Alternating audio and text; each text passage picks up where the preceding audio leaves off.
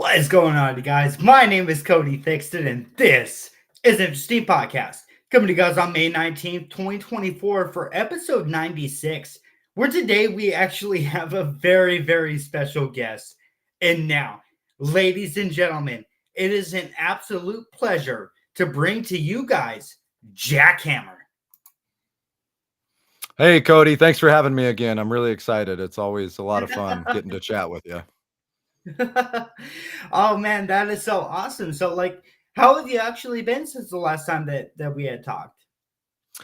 I'm doing really well, having a lot of fun wrestling with Sledge. And yeah, we are tag team champions in 2 different promotions. We've been able to travel a little bit and go wrestle in some other places, which I'm sure we'll get to tonight. And just having a lot of fun doing the wrestling. So I've been doing great. That is so awesome. So if we could actually start with maybe all the people who maybe don't know you, maybe you can reintroduce your name, where you're from, and just a little bit about what your plans are going into the future. Sure. So I wrestle as Jack Hammer. I was born and raised in Lincoln City, Oregon, along with my brother Sledgehammer. We're the Hammer brothers.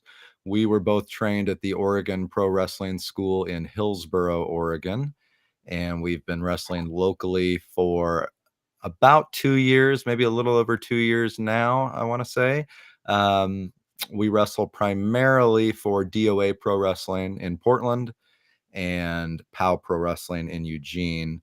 But as I've said, we've been able to travel around, wrestle for some different promotions in Washington. We've been to Nevada. We just recently got to wrestle for the first time in Canada.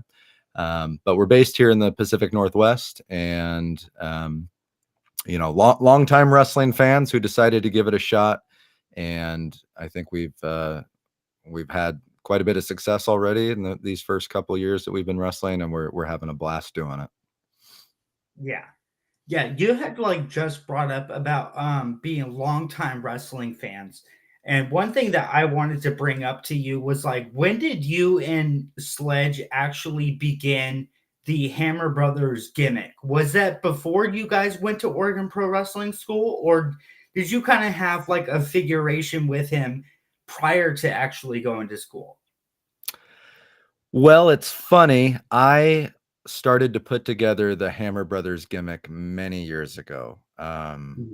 We're talking probably 2010, 2011, around that time period. My brother was probably about ready to graduate from high school. I had just graduated from high school a couple years before that and was in college. And when I conceived the Hammer Brothers idea, it was really just for fun, thinking, oh man, if we were ever in WWE, what would our gimmick be? And really the way that it started was our real last name, our shoot last name is Hamlin. So we're in real life, we're the Hamlin brothers. And we thought, well, if we were professional wrestlers, we'd want to be a little more exciting than that. So, okay, how about the Hammer Brothers? So really simple, very basic is kind of how it began. And then I, just kind of ran with it from there and thought, okay, well, for the Hammer Brothers, we could be construction workers.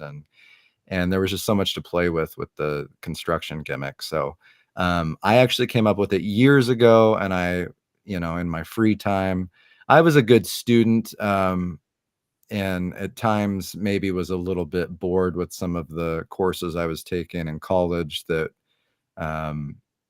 didn't apply directly to my major, what I wanted to do after college. So in my free time, I would sit there on my laptop at home instead of doing my homework and work on this PowerPoint where I was putting together ideas for our gear and our merchandise. And I had a Microsoft Word document that had all of the moves that we would do and nicknames and catchphrases and all these things. So I've been working on it for many years, just as kind of a fun thing. And then when we finally decided to go to Oregon Pro Wrestling School and begin training, I knew that that was something that I wanted to bring to life, was the Hammer Brothers gimmick. So, that was kind of our plan from the beginning. We didn't know if that was going to be possible. We thought maybe we'll come in and we'll say, "Hey, we have this idea for, what we wanna do character-wise," and we thought, maybe whoever's in charge, whether it's the people running the school or maybe when we go out and start wrestling, we'll go to a promoter and he'll say, "No, we don't want you to do that. We want you to do this other thing." So I was, I was prepared for that, but I was hopeful that we'd be able to do the Hammer Brothers thing because it was something that I put a lot of time and effort into, and I felt like it was a gimmick that was very us, and it was something that we believed in. And I just felt like if we were able to do that gimmick kind of as we envisioned it, we'd have a lot of fun, and I think the crowd would buy into what we were doing because you'll hear a lot of wrestlers say this, and anybody involved in pro wrestling.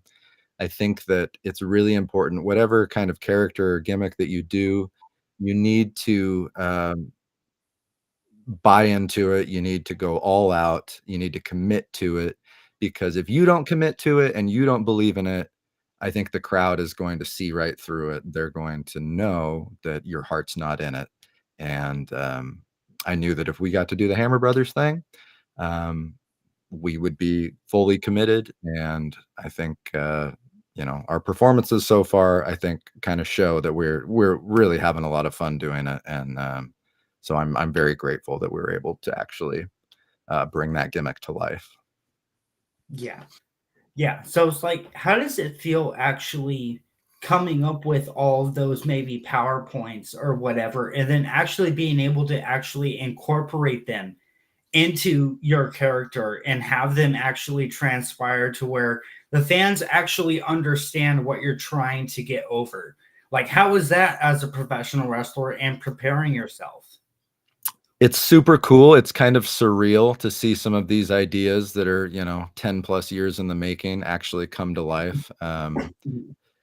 We got these new t-shirts made, which you can kind of see the t-shirts kind of look like this pin that I thought I'd throw on my beanie here to kind of advertise it. But I'll stand up here for a second so you can kind of see this. Nice. Yeah, brand That new is kind of awesome. cartoon looking t-shirt. And so just seeing that, it's kind of surreal. Can you still hear me? Yeah. Perfect. It's kind of surreal because I had kind of cartoon versions of us drawn up like this on my PowerPoints.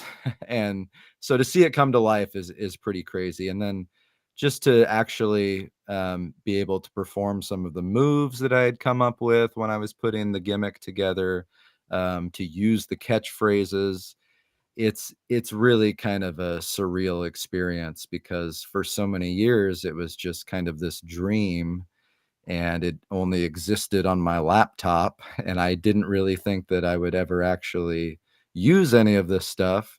And then we got an opportunity to become pro wrestlers, and we've gotten to use it, and it's really cool. It's very satisfying creatively. I've always been a really creative person. I've done many different things just kind of as hobbies, had different creative outlets, and it's really fun to come up with an idea and see that come to fruition basically. So yeah, I mean, it's awesome. Every new thing that we do, every new idea that we actually get to use on a show, it's when we go to the back or we're driving home or maybe the next day after the show, I'll sit there and think, man, this is pretty cool. You get really caught up in um the stress and everything that comes with being a pro wrestler because you want to do your best, you want to go out there and perform well, and so it can be a very stressful thing. um, but I think it's important for all wrestlers to kind of uh, take a step back and really appreciate that they have an opportunity to do this. So I try to do that as much as I can. It can be difficult sometimes, but I do try to kind of take a step back from everything and say, man, this is pretty awesome that I've been able to create this art and have my ideas brought to life.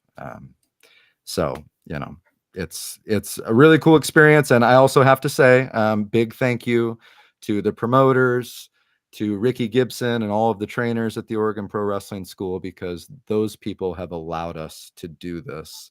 If they didn't give us that opportunity, then there would be no Hammer Brothers. So, shout out to all of those people. Yeah. Yeah, I know that the last time that we had talked, you had kind of said that like you and Sledge had kind of had like a hard time actually being able to get up to Oregon Pro Wrestling School just because of time and everything. And so, like, have you been able to actually travel back up and maybe visit the school? And then, how is it for you to actually being able to interact with all of the new students? Like, how was that for you? Yeah, we it's been a little while. We did go up and visit. We attended an advanced training session. I mean, it was probably a couple months ago at least now. We would like to get up there more often. It's pretty difficult when you have to work full time. We live in Lincoln City, so it's about a 2-hour drive for us to get there. So, we're talking 4 hours round trip. I have a 3-year-old son at home that I take care of. So it's tough to do it. We'd like to do it more, and I think hopefully in the future, especially as my son gets a little bit older and becomes a little bit more independent, maybe that will become easier for us.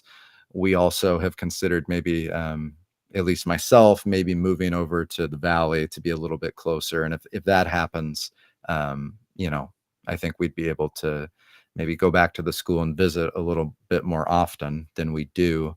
I have gotten to, meet some of the newer students, and even some of the ones that I haven't gotten to meet at the school. I see a lot of them at the local shows, because a lot of those students are doing ring crew, helping out with the setup of the ring and setting up the whole venue, all of that kind of stuff. And I will say it's pretty cool that, some of those students have come up to us and said some nice things to us. And it at times feels like some of those people look up to us a little bit, because we, went through the school and now we're performing on local shows, and we've had some success. We've won some championships. We've, gotten some pushes and been kind of featured prominently in some of these local shows. So it's been pretty cool to have some of those newer students come up and say, hey, they see our picture that's still up on the wall at the school. And I'm very proud that we can be sort of models for them, and wrestlers that they look up to. And I hope that some of those newer students who maybe are struggling, because I think back to when we first started. There are definitely days where you think, man, I don't know if I'm ever going to get this. So I hope that we can kind of be an inspiration to some of those students, if they're having those struggles, going through those tough days. Look at people like the Hammer Brothers and Amira and the Flamin' Aces and King Naja and others that have come through the school. And say, hey, those guys were probably in my position at one point, and they probably had days where they thought, I don't know if I can do this. I don't know if it's going to work out. And look where they are now. So hopefully, the success that we've had in our short careers, young careers so far, will inspire some of those new students to push through and keep going. Yeah. Yeah. So, like, how is it where, like, you actually be able to work with the new talent in their first matches? And I know the last time that we had talked, you had said that it was very important to you that you were actually able to be almost like a representative for Ricky Gibson to be able to lead somebody through a match. So, how is it actually looking at somebody that has actually gone throughout the whole training and be like, okay, let's go into this match, let's do this, and actually being able to guide them throughout that to make them in the uh, most perfect spotlight. There you go.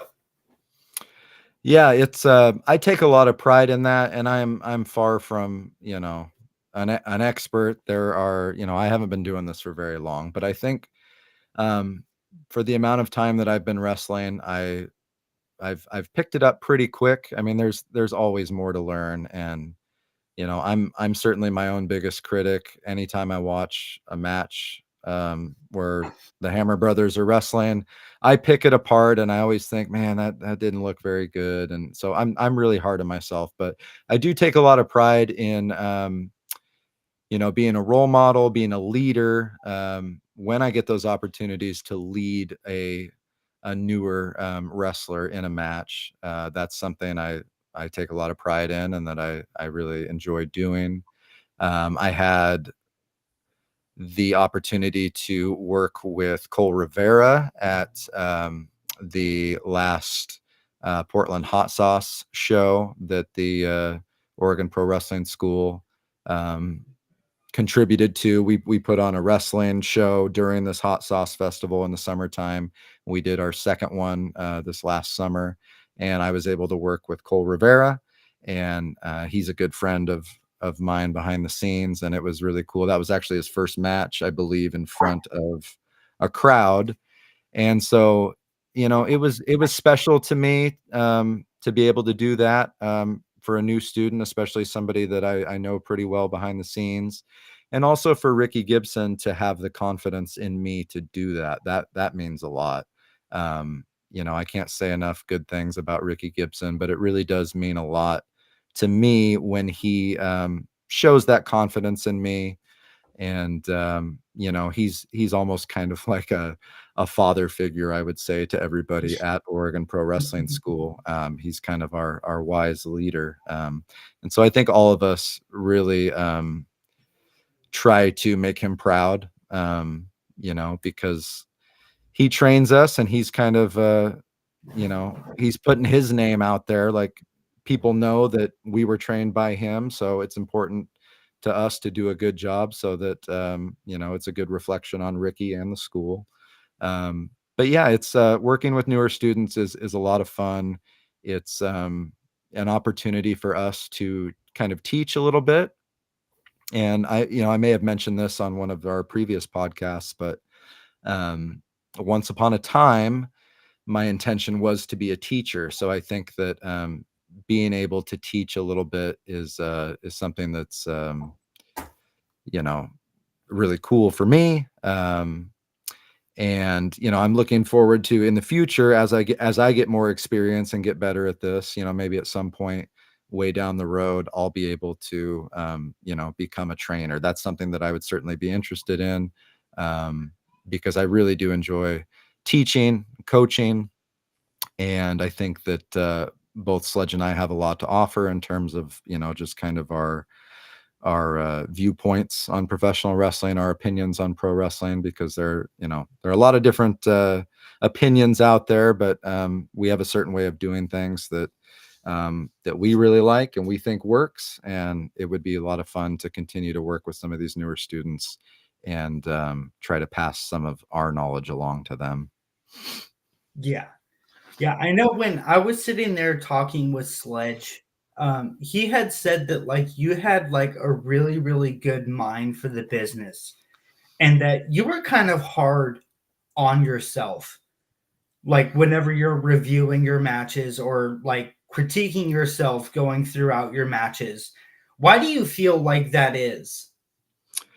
Well, I think that's something that has always been a part of me. I played sports growing up. I was always really hard on myself. I kind of expected and demanded perfection from myself, and you're never going to be perfect. So, you're never going to be satisfied, but I think it's just a part of my personality. I've just always been kind of a perfectionist, whatever it is that I'm doing. And I know that for me, it's probably too early to be doing this, but when I watch our matches, I'm not comparing them necessarily to the matches, um, that other performers are doing here in this area at this level.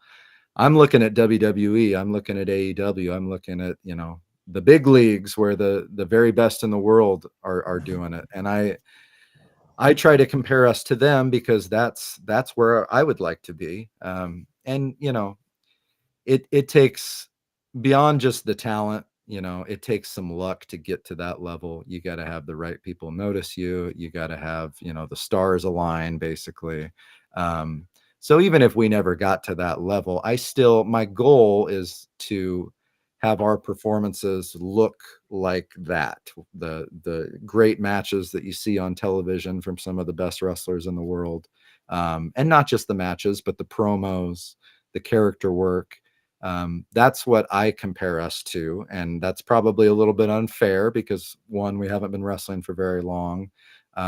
You know, we don't have the kind of experience, and don't get me wrong, we had wonderful trainers at Oregon Pro Wrestling School, but like I said, because of you know, real life circumstances where we live, you know, kind of far away from the school, and we have to work a full-time job during the week, and you got family commitments and all that kind of stuff, you know, we're not able to train every single day um, in a wrestling ring. So that makes it difficult to, you know, kind of fine tune things. So, you know, you just do the best you can. But at this level, because you're not making a ton of money and you just don't have a lot of time because you're having to work a full-time job during the week, you know, it's a little bit harder to get better and better and better. So yeah, I think it's a good thing to be that way sometimes, because if you're very easily satisfied with your performances, then you're not going to work harder to get better. Um, and I think that's something that was sort of passed down to us from our trainers, from Ricky Gibson, Eddie Pearl, Malcolm Flex, others. I think that they are all very hard on themselves too. So I think that has kind of rubbed off on us.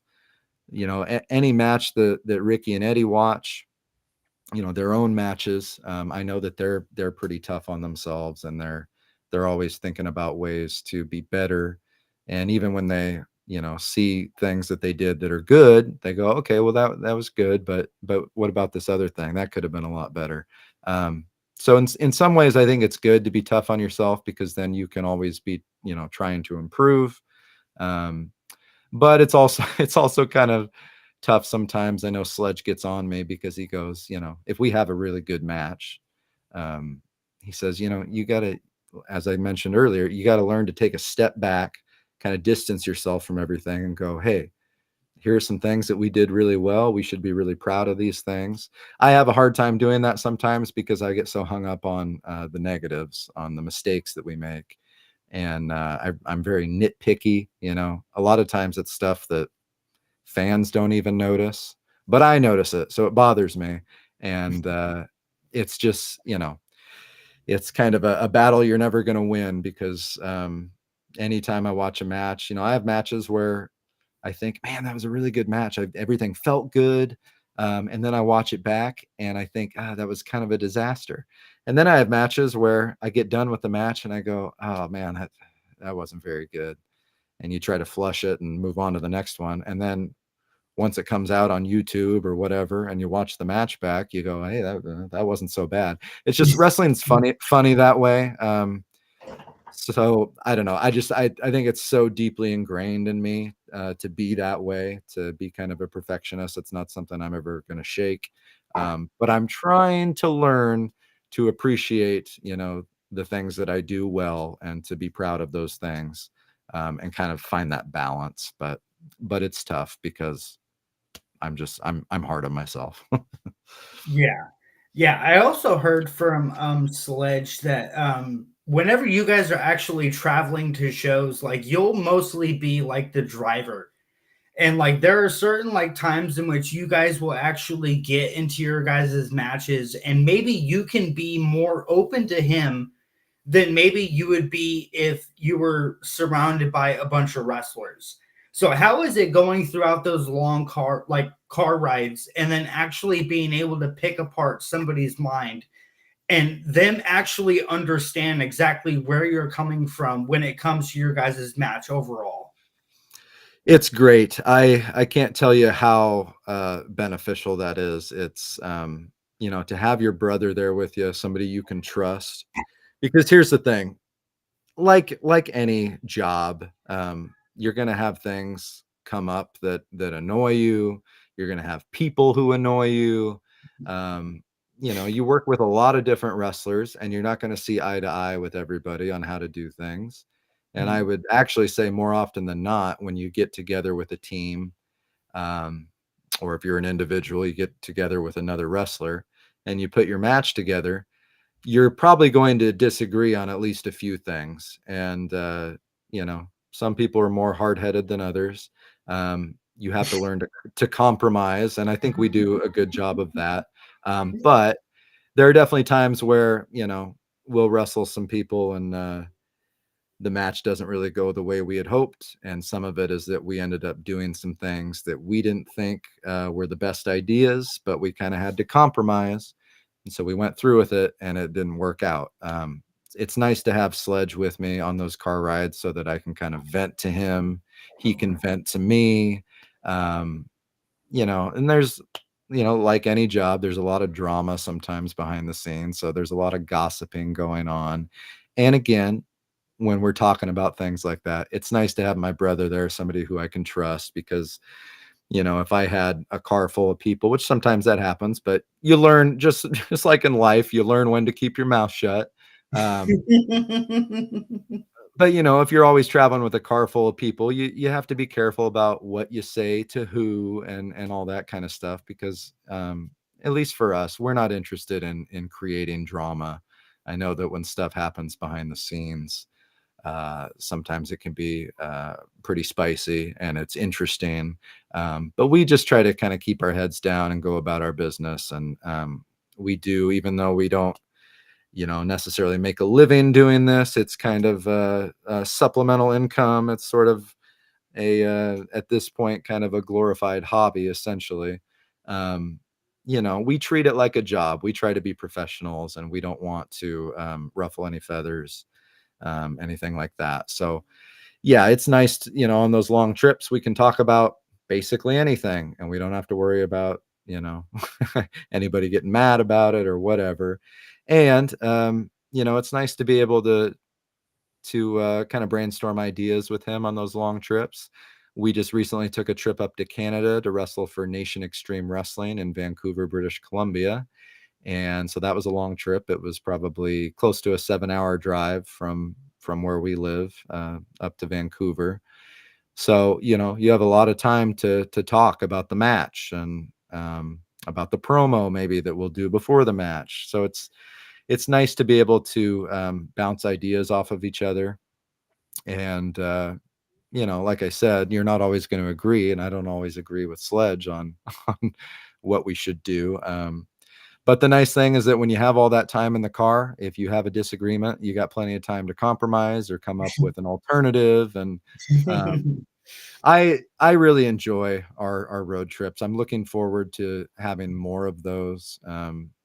This last year, we've kind of, you know, I I hesitate to use this term, but we've plateaued a little bit in the sense that we've kind of been working for POW and DOA primarily, and we love working for those companies. Of course, they're kind of our two home companies. But I think the goal is to eventually branch out and start working some other places, just so we can try to get our names out there a little bit. We haven't wrestled in California yet. That's kind of on our to-do list. um, so, I hope that we can have more of those road trips. I really don't mind the driving. It can, on those long ones, sometimes you can get pretty tired, but um, I I worked in a restaurant for a number of years, and I was a delivery driver, so I'm used to driving a lot for work. So I really don't mind it, and when the big man falls asleep, I can put on some tunes or put on a podcast or something. It's not too bad. But I really enjoy those road trips. That's one of those things kind of behind the scenes that really makes it all worth it. I love spending time with my brother. That means the world to me. And, even if sometimes we take a break from talking about wrestling, we'll talk about comedy movies we like, or whatever it is, video games, whatever. So it's nice to have that time to bond. And, yeah, I hope that we can do more of that. Yeah. Yeah, so, like, how does it like, was there one conversation that maybe you and Sledge have had where you guys were actually in the car coming back from an event where it was a long drive and you guys, like, just really got into professional wrestling? Can you guys, like, kind of share with us exactly what you guys were maybe talking about? Say it again. Sorry, kind of cut out there, Cody. Like, so was there one time in which you and Sledge were actually having to drive back from an event and it was maybe a long drive, and then you guys had a really deep talk about professional wrestling? Can you kind of like explain to us exactly what you guys were talking about and what made it so deep? Yeah, I mean, we have a lot of deep talks. I would say most of the time when we have a long trip, we get into some deep sort of philosophical talk about professional wrestling. Um, as I said, we don't always see eye to eye, but for the most part, we kind of share the same philosophy on pro wrestling. And so we get into that a lot. And some of it is, us venting to each other. We get frustrated sometimes that maybe we haven't advanced to a certain level. And I know that we're still, pretty new to this, but um, we're also, we're in our 30s now, so we're not, early 20s. We don't have 10 years to wait. We kind of, if we're going to do something with this, if we're going to try to make some money doing this and go somewhere with it, we don't have all the time in the world. So we have to speed things up a little bit. And I think a lot of our talks, when we get kind of deep about professional wrestling, it's sort of about just our philosophy on wrestling. What I mean by that is um, kind of the psychology of it, whether that's within a match or just in terms of how you build a character, how you interact with the crowd. I think in many ways we are kind of a throwback act, because our style is less about the high spots in the ring, the you know, um, dangerous moves and things like that. And it's more about the character work and the promos, and keeping it fairly simple in the ring. Um, and there are a few reasons for that. One, I think that when you keep it a little more simple, you can one, avoid injury. That's something that's always kind of on our minds, because especially being a little bit older, just starting out, it's really important that we try to stay healthy. And especially recently in this area, there have been a number of pretty significant injuries to some of the local wrestlers. And it's accidents happen, kind of freak things happen. It's not always because some guy was doing a backflip off the top rope to the outside, but we try to stay away from that stuff as much as we can, because we are trying to stay healthy and do this for as long as we can. So that's part of it. We also feel like we don't necessarily need to do all of those crazy moves, because we think that we have the charisma and the creativity to be able to connect with the audience that way. And for us, when we were fans, I think we've talked about this before, but guys like The Rock and Stone Cold Steve Austin, those guys were always our favorites. And it wasn't because they were these unbelievable technical wrestlers. It was because they knew how to tell a story in the ring. They had the charisma. They were funny. They could cut promos. Their characters were cool. All that kind of stuff. That's kind of what we're going for. So back to your original thing, usually when we have these deep talks about pro wrestling, it's just about that kind of stuff, that, we really believe in that style. And, sometimes we get frustrated because we feel like for some of these other companies, these bigger companies, maybe out of state, whatever, maybe we're being overlooked a little bit, because we're not the type of team that's going to have that crazy highlight reel that you see on social media, because we keep it pretty simple in the ring. We're kind of in an era with social media where it's a lot of, these short viral clips of a guy doing some crazy move where a guy gets dropped on his head, whatever. Um, we don't have a lot of that because we try to stay safe. It's very important to us to be safe, professional um, workers, and we want to take care of our opponents and take care of ourselves. So we just have a little different style, I think, than what you typically see on the modern indie scene. Um, so when we have those deep talks, it's a lot about that, just the kind of difference in styles and how we're different. And um, I think we are sort of hoping that at some point we'll kind of get noticed by some of these bigger companies, and hopefully our uniqueness will be a benefit and not a detriment to us. So, long story short, yes, we have a lot of deep talks, and I always enjoy those. It's a lot of fun to talk to Sledge about this stuff, and it's something that kind of keeps us going. We're very, very psychological wrestlers. I think everything that we do, whether it's in the ring or on the microphone, there's a reason for it. One kind of pet peeve of mine is when I get together with some wrestlers and let's say they throw out an idea for a match and it's this cool move, but I have to know the why. Why are we doing this? How does this help our story?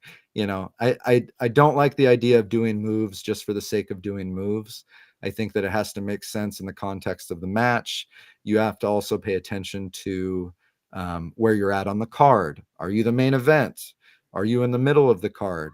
Does it make a lot of sense for you to be doing some crazy spot going through a table on the outside if you're just some match in the middle of the card with no real storyline? You do stuff like that, now you're taken away from the main event, maybe, especially if they're doing some kind of hardcore match. So these are all things that you have to keep in mind, be aware of. And these are the types of things that Sledge and I talk about a lot when we're you know on the road. Yeah.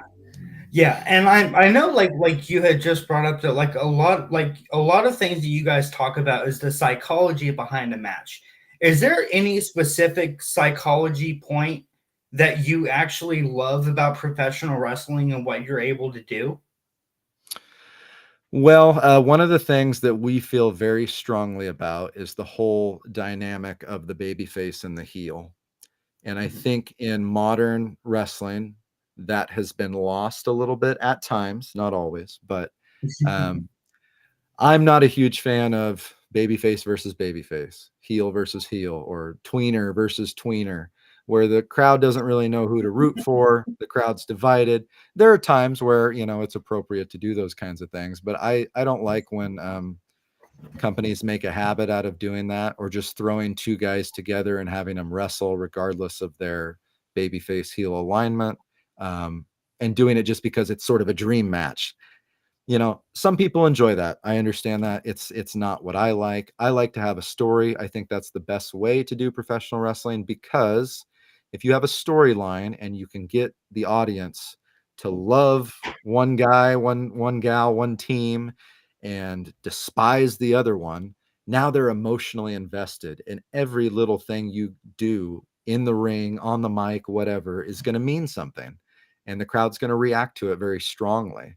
um, if you don't have any of that, if you don't have that emotional investment, now you're just out there doing moves. It's like, it's a circus show. It's acrobats in the ring doing fancy stuff really for no reason. And it's not the style of wrestling that I like. And again, at times we can get frustrated because we feel like that's a style that's very popular nowadays. And we definitely have times where we go, man, maybe what we're doing just isn't going to work. Maybe times have changed, and we're going to have to be like everybody else. And I know that both of us, we feel that way sometimes, and then we do our best to fight against it, because ultimately we feel like being different is going to benefit us in the long run. Um, but yeah, in terms of psychology, I love the baby face heel thing. Um, I'm a big believer. We work as heels at DOA. Um, we worked as heels when we went up to Canada to work for Nation Extreme Wrestling. So we've had some practice now doing the heel thing, and it's this can be difficult, but it's really important to us to actually try to get heat, to actually make the crowd dislike us, and try to get the baby faces over. And that's something that Ricky Gibson and all of the trainers at Oregon Pro Wrestling School really preached to us, the importance of actually being a bad guy when you're supposed to be the heel and not just trying to get yourself over, like a lot of people use the NWO example when it kind of got out of control in WCW. Here, these guys were heels, but they were quote unquote cool heels. So the crowd was, cheering for them. They were getting kind of a babyface reaction. And, there have been times where that's been appropriate, where you have maybe kind of an anti-hero who does heelish things, as Stone Cold Steve Austin, for example.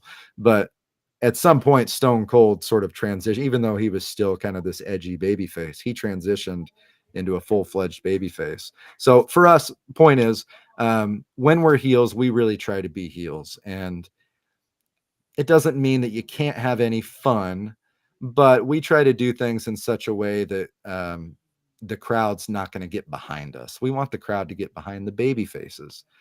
That's our job as heels. So, that's something that's very important to us. And Sledge and I say this to each other a lot. We try to be the heels that we wish we had as baby faces. Now, we've had some good heels. I'm not trying to to bury all the heels that we've wrestled, but that's just kind of our mentality is we want to be heels that we would like to wrestle when we're baby faces. Heels that feel like it's their number one priority to get the baby faces over. Because I know that when we wrestle as baby faces, we appreciate that. When we wrestle heels who are true heels and they're trying to get us over, that's helping us out. So we really appreciate that. That's the kind of psychology that I'm talking about, kind of on a broader scope, I suppose. Within a match, kind of the psychology, there are little things, and we have to pay attention to a lot of these little things more than maybe your typical wrestler because of Sledge's size. Sledge, as you know, is 500 pounds. We sometimes will wrestle a new team, and somebody on that team is wanting to body slam Sledge. That happens a lot. If you get a guy who's pretty strong and they think they're strong and they're tough and they want to, they're trying to get themselves over, which when we're heels, I mean, it's not an outlandish idea because certainly the crowd's going to pop if you were able to pick up Sledge and body slam him. But again, the psychology behind that is one, that's going to be a huge moment. So we need to make sure that is as big a moment as possible. So why don't we save that moment for a huge match with the titles on the line, with somebody that we know the company is planning to push, that kind of thing. We don't want to have that be just a throwaway thing. And there have been times, over these last couple of years where a wrestler has pitched, body slamming Sledge, whatever. And it would be sometimes it's for a match that's in the middle of the card. There's no storyline. We're going to go over on these guys, so it's not going to mean anything. It's going to get lost in the shuffle. So that's another kind of example of the psychology we have to pay attention to. The other thing is, with Sledge's size, we try to protect him just in general. He's not going to be bumping a lot. We want his bumps to mean something, because if you knock a guy who is 500 pounds off his feet, in real life, that's going to take quite a bit. So we want to make sure that when Sledge does get knocked over, that it makes sense, that it's not a guy who weighs 120 pounds punching him in the face and he bumps off of it. That kind of stuff doesn't make any sense. And I think things like that, you see way too much in modern wrestling. So that's stuff that we pay attention to. That's stuff that we feel is very important. some other psychology stuff. I mean, there's a basic structure to wrestling, and we try to kind of follow that structure and make sure that the story makes sense and that things aren't just happening for no reason. We're big fans of teasing things. Um, if we did something earlier in a match, maybe we come back to it later. Maybe it didn't work the first time, and then we learn from it, and then we execute it later in the match. Things like that, where it's just like little pieces where the crowd, if they're paying attention, they can see that there's a structure to it. There's a story being told, as opposed to just going out there and stringing together a bunch of moves for no reason at all, just to do cool moves. So, yeah, that's kind of the psychology that we feel is very important, that we value very much. That is really awesome. I know one thing I wanted to bring up to you was actually your guys's DOA uh, tag title defense with Spencer Scott, where he actually had to go against you and Sledge like 2-on-1.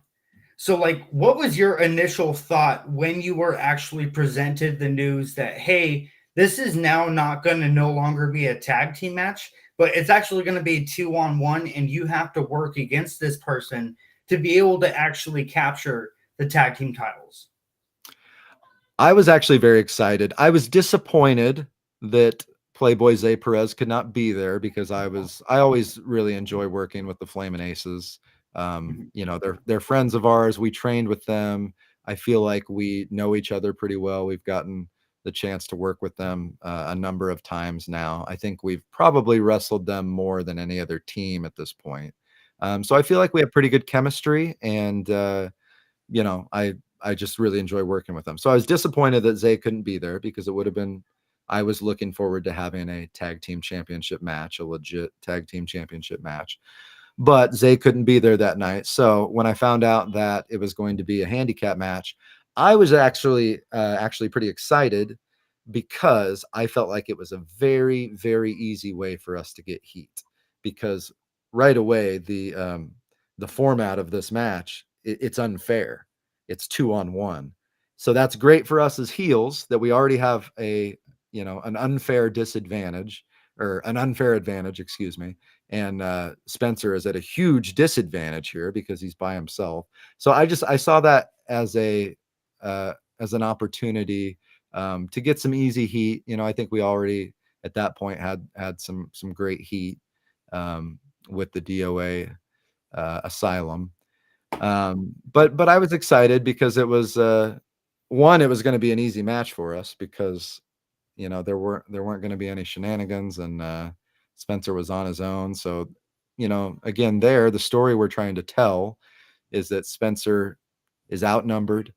Um, he really doesn't have much of a chance against these two guys who are the tag team champions. And even though we're pretty cowardly at times, we're you know bigger dudes, especially Sledge, obviously. And it's 2-on-1. I'm a big fan of really hammering home, no pun intended, the idea that if you're outnumbered, you're probably in trouble, especially when the guys you're wrestling are legit guys. And when Sledge is as big as he is, um, you probably shouldn't have much of a chance in a 2-on-1 fight. So the story we were trying to tell is that Spencer, he's in trouble here, but he's not going to give up. We wanted to try to get the crowd behind him as a babyface. We wanted him to show that fight, show that fire. And I felt like we did a pretty good job of having him, kind of have us on the ropes for a little bit. You plant that little seed of doubt in the minds of the audience. Oh, maybe Spencer's got this. And if I remember correctly, I think that the way that match went, Spencer, I think, went for his top rope finishing move that he used to beat us for the titles, and then Jack came in, of course, like the jerk that he is, and slammed into the ropes and caused Spencer to crotch himself on the top rope, and then we ended up hitting our finishing move, the Diesel Hammer pile driver, and winning the titles back. So, yeah, again, to answer your question, I was disappointed that we couldn't have an actual tag team match, because I always have a lot of fun working with the Flamin' Aces.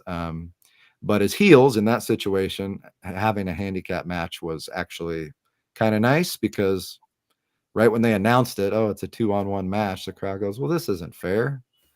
You know, these damn Hammer brothers. I think in a promo, we might have tried to say that or hint that the reason Zay couldn't be there that night was because we had sabotaged the road somehow with our construction crew, and so you know, that was kind of fun. It's fun to kind of add those little pieces to the story, but yeah, it was still a good experience. I think we made the best of an unfortunate situation with Zay not being able to be there.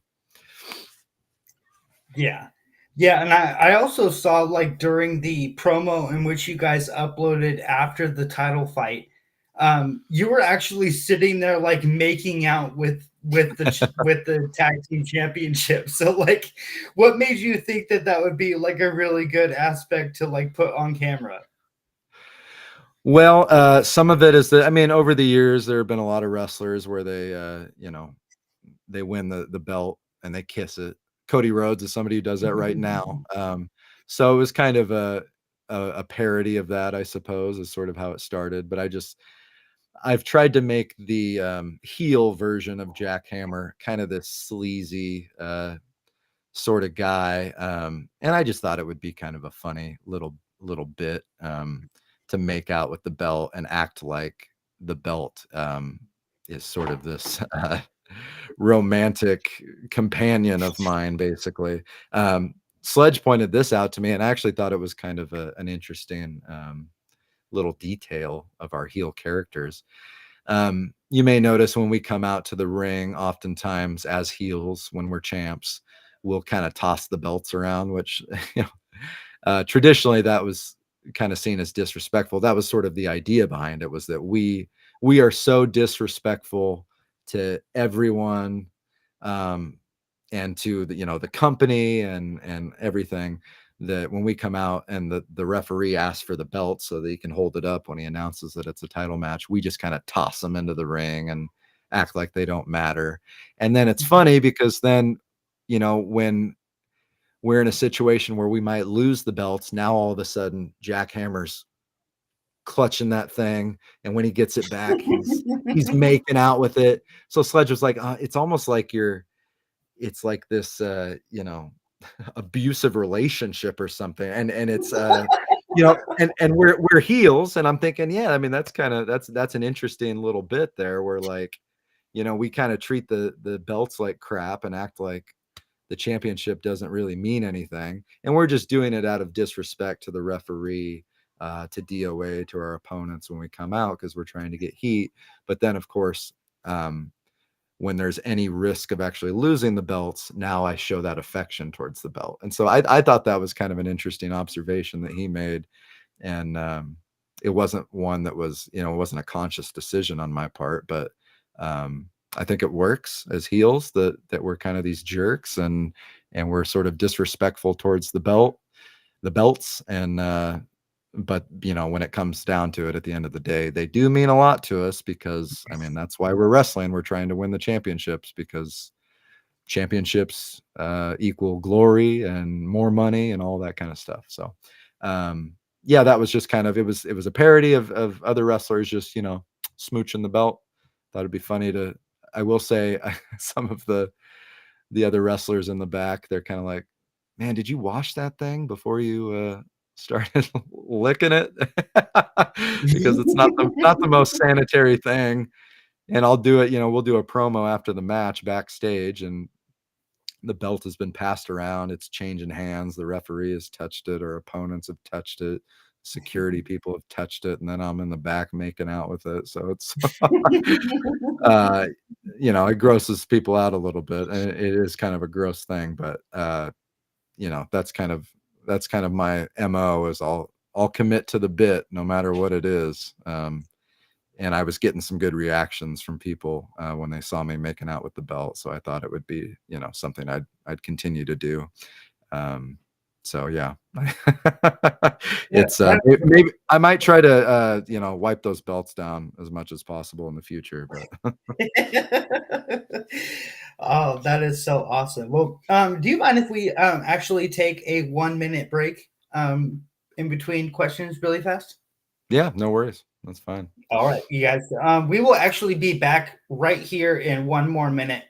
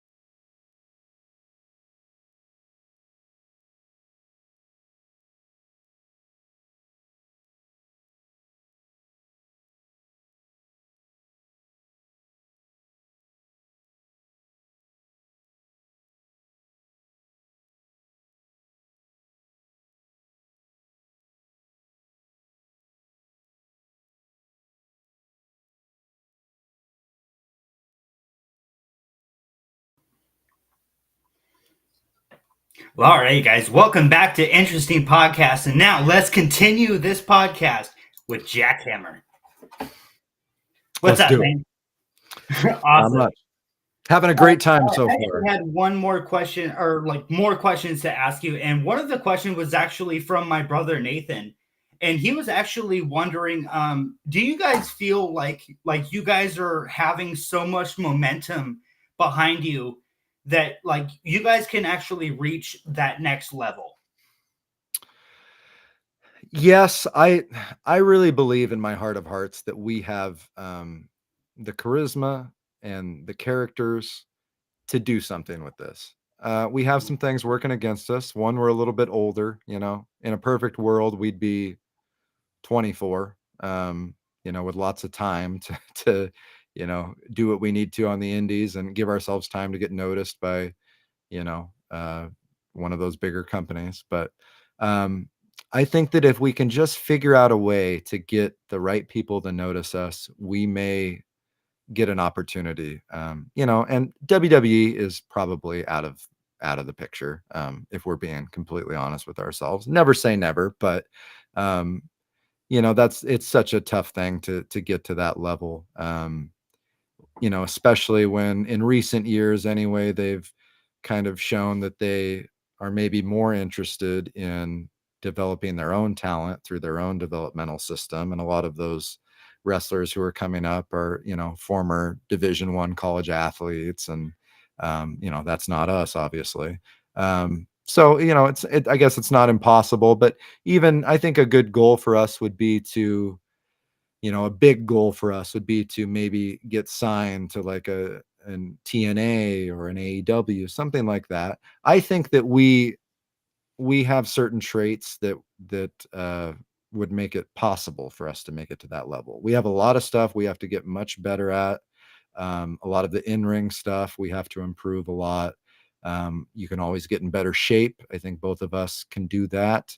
And again, it's a difficult thing when it's not your full-time gig and you've got family commitments and all that kind of stuff. If all we had to do was wrestle for work, that would certainly make it much easier because then when I wasn't wrestling, I could be in the gym lifting weights, which I do anyway, but there'd just be more time for all of that kind of stuff.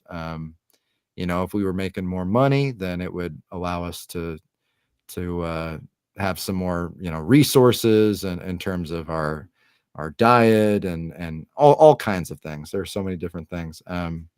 But yes, I think that we have enough confidence in ourselves and belief in ourselves that um, we think that we could, advance a little bit in the business and not just kind of stay put where we are.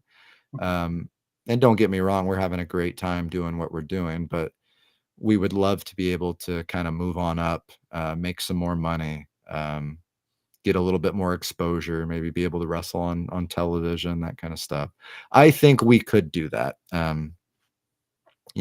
As I've alluded to, there's a lot of luck involved. I know there are a lot of great wrestlers out there all across the country, who probably deserve to be wrestling on television for one of these, for an AEW or a TNA or a WWE, but they just haven't gotten the opportunity because they haven't been noticed by the right people or the timing wasn't right. Whatever. I see people who have gotten those opportunities who I don't think necessarily deserve those opportunities. And you're a fan. I'm sure you see wrestlers all the time on TV where you go, I don't really understand why that person is signed to this company. Like, what do they bring to the table? And you see people like that, and then you'll see somebody on the indies who's been, working their butt off on the independents for years and years and years and have never gotten an opportunity, and they've got, in your opinion, all the talent in the world. Like I see guys and gals like that all the time. And so, there's some luck involved. It's just like any other profession. To move up, you kind of have to get the right people to notice you. The timing has to be right. And certainly you have to put in the work, and we have to continue to do that. And yeah, I mean, I think it's possible. So it's not something that we're giving up on. I think that honestly, if we're being completely honest, if we get to a point where we feel like, you know what, I don't think we're going to advance beyond wherever we are, we might at that point start thinking about if we're not making money doing it, if especially if we're not having a good time. That's the most important thing. You want to have fun doing this. But if that stuff isn't happening for us anymore, then maybe it might be time to hang it up.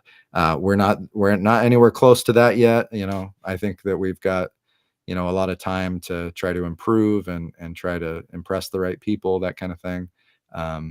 But yeah, I think we have the thing that really makes me believe we can do something like that is our charisma. I think that our characters, our promos, I think that's something that stands out. And I'm not even just talking about the Pacific Northwest. I'm talking about wrestling all across the country. There aren't a lot of people who can cut a really entertaining promo, who have really over the top characters. And the ones that we do see, we really like those performers. And I think that if we can continue to do what we do, in that aspect, and continue to improve and everything, I think that we could maybe get signed or at least appear on television wrestling or something. So fingers crossed for that. Yeah. That is so interesting. I know another thing that my brother actually wanted to know about was before we actually get into you guys going up into Canada, he was wondering what was one thing that you experienced on the road that was just really crazy to you, even just going to another company? Um, we haven't had too many crazy road stories yet. Yes. Yet, yeah. One thing that makes it kind of tricky is that because of Sledge's size, uh, when local wrestlers carpool, it's oftentimes it's a bunch of wrestlers kind of jumping in the back of a car, all smushed in together. Well, that doesn't really work with Sledge. He doesn't even fit into a lot of cars. Um, so we haven't actually had a ton of road trips where we were with a bunch of other people. We've done a few. We had a really fun road trip to Reno, Nevada with Ricky Gibson and Eddie Pearl, Cole Rivera, Caleb Kennedy. Um, and that was a lot of fun. we haven't had anything too crazy happen. It's kind of your typical stuff like um, we almost ran out of gas on that Reno trip. Luckily, we didn't, but we were cutting it pretty close. Um, having to shower at like a pilot when you're on the road and you got to pay $20 to take a shower after the show. Stuff like that, just kind of uncomfortable things on the road. When we went up to Canada, it was a pretty smooth trip, but that was only my second time ever in Canada. It was Sledge's first time in Canada, and it was just kind of interesting, uh, you know, going through the border checkpoint, and then once you get into Canada, of course, everything's in kilometers instead of miles, so that was just an adjustment, for a second. And some of the traffic stuff when you're up there in Canada is a little bit different than down here in the United States. So um, that was a little interesting. But yeah, I mean, here's the thing: Sledge and I, we're pretty well behaved. So we haven't done anything too crazy. We're not quite like those old time wrestlers that you hear about who were doing all these crazy things behind the scenes, getting in trouble and whatnot. Um, we're pretty good. So, yeah, nothing too crazy on the road. Yeah, that is awesome.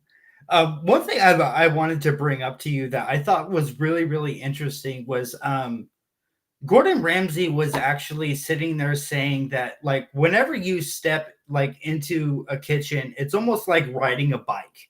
So like do you ever feel that way whenever you're stepping into the ring where it's like you get that same momentum that you're used to feeling and it's just a matter of pushing those pedals a little bit? Definitely, I've had that feeling a lot recently because in the last year or so, we have not been able to make it up to the school very often to train, and we have some periods where we don't wrestle for a while. Let's say, for a while now, we've kind of just been wrestling at DOA and POW. And if DOA and POW are, maybe back to back weekends, we'll go three weeks, a month, maybe, without wrestling. And so I kind of get nervous that, man, when I get back in there, am I going to remember how to do this stuff? Like, I know it's maybe seems kind of funny, but you go from training, multiple times a week. Before we started working on shows, we were driving up to Hillsboro to train at the school, a couple times a week at least, and so you're drilling all the time, and you're working on it, and it becomes muscle memory basically, and so it's kind of a weird feeling once you stop doing that, and you go a month without getting in a ring and wrestling. So yeah, there are times if I work a show and I haven't worked in a few weeks, I think I almost feel a little bit off, or I'm a little bit nervous that I'm going to get in there and not be the same jackhammer. But I do think that it is a little bit like riding a bike. I get in there, and the nice thing about training is you work for so long on all these basic fundamentals, that it is just kind of drilled into you, and it becomes muscle memory. So you get back in the ring and you don't even really have to think about a lot of the stuff you're doing. It's just your body knows what to do, your body knows where to be. So yeah, the funny thing is, in the future, if I have another 2 3 week 4 week break, I'm sure that feeling is not gonna go away. I'm still gonna think, "Man, when I get back in the ring, am I gonna know what to do here?" And I always do, it would be nice if we were able to wrestle every single weekend. Right now, we're not, but the hope is that in the future, maybe we will be fortunate enough to travel a little bit more and wrestle for some other companies, and then our schedule will fill up a little bit more. But yeah, the riding a bike thing, I think, definitely applies to professional wrestling. And yeah, it's the hard part is, we would like to continue to learn new things. So I'm hopeful that in the future here, maybe we can be in a situation where we can train a little bit more and start working on some new things, because there's always new stuff you can add to your repertoire. Um, and we'd like to do some of that. But the stuff that we know how to do, that we've practiced over and over again, yeah, you get back in there and it kind of just comes back to you. Yeah. Yeah. So it's like if you were to kind of explain to everybody exactly what drives your whole charisma, what would you kind of like put into your own words when it comes to that? Well, as far as inspiration, The Rock was always our favorite wrestler growing up, and the thing that we loved most about him was his charisma, his promos. He was just so cool, and he was so smooth on the microphone, and he had the catchphrases and the way he could just tear people apart verbally. We love that. Um, so he's kind of the primary inspiration for us. Um, but I just, I knew that that was what I really liked about pro wrestling was the showmanship and the theatricality and all of that. So it was really important to me to bring that to my character, and I think Sledge feels the same way. Um, it's also, it's a way for us to stand out. I think, especially for these newer wrestlers that are coming up. I see so many guys who, essentially have the freedom to pick whatever character they want. And then they go out there and they have a very generic name with no character. They're just a wrestler in trunks and boots. And for me, I always try to think of it like, what would I feel about this person if I was a fan sitting in the front row? Would I be interested in this person, or would I just kind of go, I don't know, this person doesn't really have anything that captures my attention, so I'm not going to invest emotionally in this character. um for us, it was, we want to come through that curtain and we want the crowd to instantly know what we're all about. They see us, they go, okay, I get what this is. These guys are construction workers. And then with our body language, if we're heels, we come out, we're talking trash, we're doing a lot of this, and John with the fans and all that kind of stuff. And so immediately our body language, the way we talk, the way we present ourselves, the crowd knows what we're all about. We're something interesting, we're catching their attention. Same thing, as a baby face, I come out, we have a lot of energy. I tend to believe that if you come out with a lot of energy, that's something that's going to um, capture people's attention, as opposed to, it depends on your character, but especially for these wrestlers who are a little bit more generic, they come out through the curtain and they just kind of stand there and don't really do anything. Well, that's, you got to do something. Give me a pose, do something, yell, do something. Um, so I'm just always thinking about ways that we can be different, ways that we can, you know, get people's attention and be entertaining. That's the main thing. We always want to be entertaining. And to us, pro wrestling is kind of this very over the top, larger than life thing.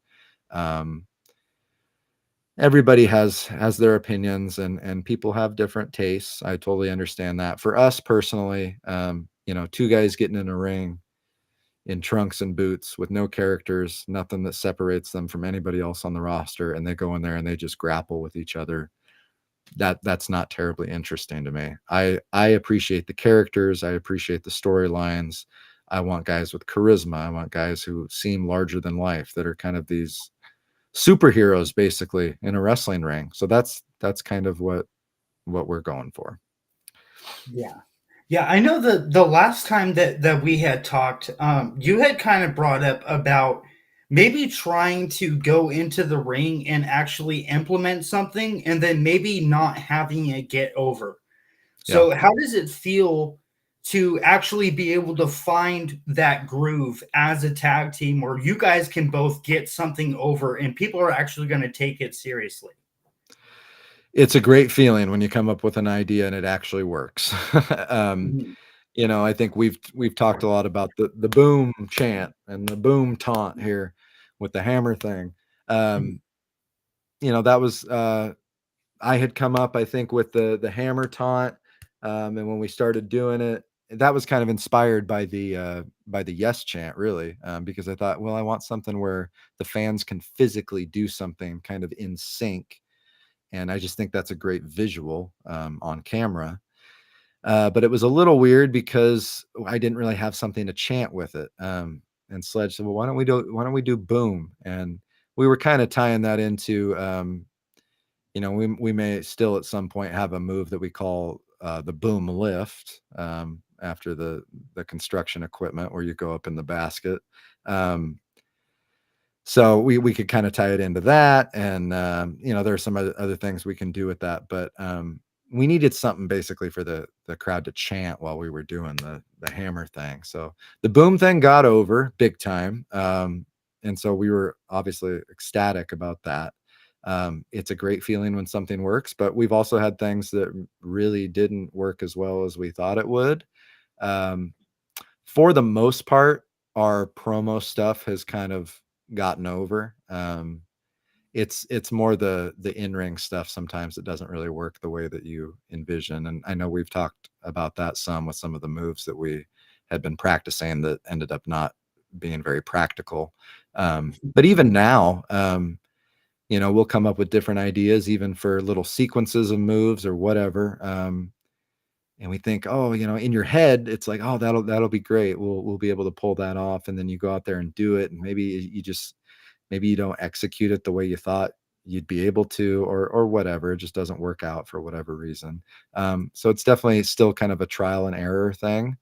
And that can be a terrifying thing, for a wrestler, really for any performer, where you're sort of figuring things out on the fly in front of a live crowd. But that it's kind of what you have to do, because even in training, if you try a certain thing, there's no crowd there watching you. I mean, you get feedback from your peers, from the other wrestlers that you're training with. But you don't really know how, a wrestling audience is going to respond to it, until you go out there and actually try to do it. So you have to, let go of that fear. Sometimes things aren't going to work, and you just have to accept that. Um, but when they do work, yeah, it's pretty special, especially like a chant like that, when you can get a whole room full of people chanting your catchphrase, whatever. That's quite the feeling. It's quite the rush. Yeah. Yeah, that is so awesome. I know another thing that you had brought up the last time that we had talked is kind of going to those new companies and maybe introducing yourself to all of the other wrestlers backstage, or maybe coordinating with wrestlers that maybe you haven't worked with before. So how is it for you to be able to actually coordinate with those wrestlers and then bring your character and like have to work with them to be able to not only get yourself over but get them over? Yeah, it's a fun experience. It can be tricky, and it's a little bit stressful at times. I can tell you, for one, when we go to a new company like we did at Nation Extreme Wrestling, first of all, everybody up there was unbelievably friendly. And we hope that they will have us back again. We had such a great time up there. Um, and it's fun to meet new people. I will say that, I'm a pretty social guy, but at times it can be a little awkward backstage, going up and kind of introducing yourself to everybody. It's, some people are better at it than others, but it's always been one where, like, I know it's kind of the tradition to do that, and I'm certainly not trying to be disrespectful or antisocial, but I I always get this feeling like I'm gonna like bother somebody, if they're like mid conversation and I come up and shake their hand and introduce myself, that kind of thing. So, that can be a little tricky, but most of the people behind the scenes are friendly folks, and there's no problem. It is fun to meet some of these wrestlers that you maybe have heard of, or wanted to work with at some point, and you get to meet them for the first time, or work with them for the first time. It's a lot of fun. The tricky thing is that, at this point, we've kind of established our act, whether we're baby faces or heels. We have certain things that we do, certain moves that we do. And if you wrestle somebody who's not really familiar with what you do, you kind of have to, explain all of that again.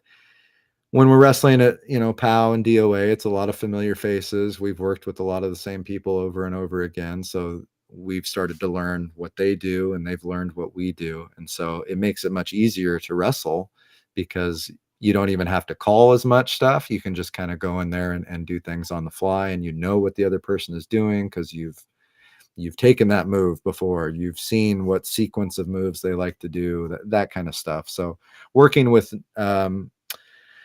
new wrestlers can be a little bit tricky because you're basically starting from scratch. If they haven't seen your stuff online, or you haven't seen their stuff, you're not familiar with it, then you kind of have to go through all of that, because it's your first time working together. So that can be tricky, but it's kind of fun to work with new people, because one, you can learn things from new people that you didn't know. If I think if you stay in a bubble, even if you love all the people that you work with, if you just work the same wrestlers over and over and over, you're going to get better with those guys. You're going to develop that chemistry, but you're also not, you're going to get to a point anyway where you're not really challenging yourself. You're not being introduced to any new ideas. So that's kind of a nice thing about going to new places and meeting new wrestlers. Maybe you meet somebody who's got a different way of looking at things that you had never even considered. Um, One fun thing is, and this actually kind of happened when we went up to Canada and wrestled Reloaded. We have certain things that we like to do, moves and spots and things, and they had some ideas for how we could use that move, but in a different way, maybe a different point in the match, or maybe use it as a counter to something else, something that we hadn't done before. So that part's fun to kind of explore that creativity a little bit with new people. So yeah. Yeah. Yeah. So like how was it like working with like maybe the veteran talent and then them having to like come to you guys as maybe the I wouldn't say like inexperience, but the under experience, Sure. and then kind of coming to you and being like, this is what I want to do, or this is what I expect. How is it kind of coordinating with those veteran wrestlers? Um, It can be tricky. Sledge and I, we're very creative. You can see that in our characters, where we've tried to figure out every little detail of our characters. We're very detail oriented. We're obsessive about it. And so sometimes it can be difficult when we work with somebody who's, you know, a veteran, has more experience than us. They are sort of higher up on the food chain, basically. Um, Within the wrestling world. So the respectful thing to do, of course, is to sort of defer to them when it comes to figuring out what you're going to do in the match. And there are definitely times where we work a veteran, and that person has an idea that we think, man, that's not good.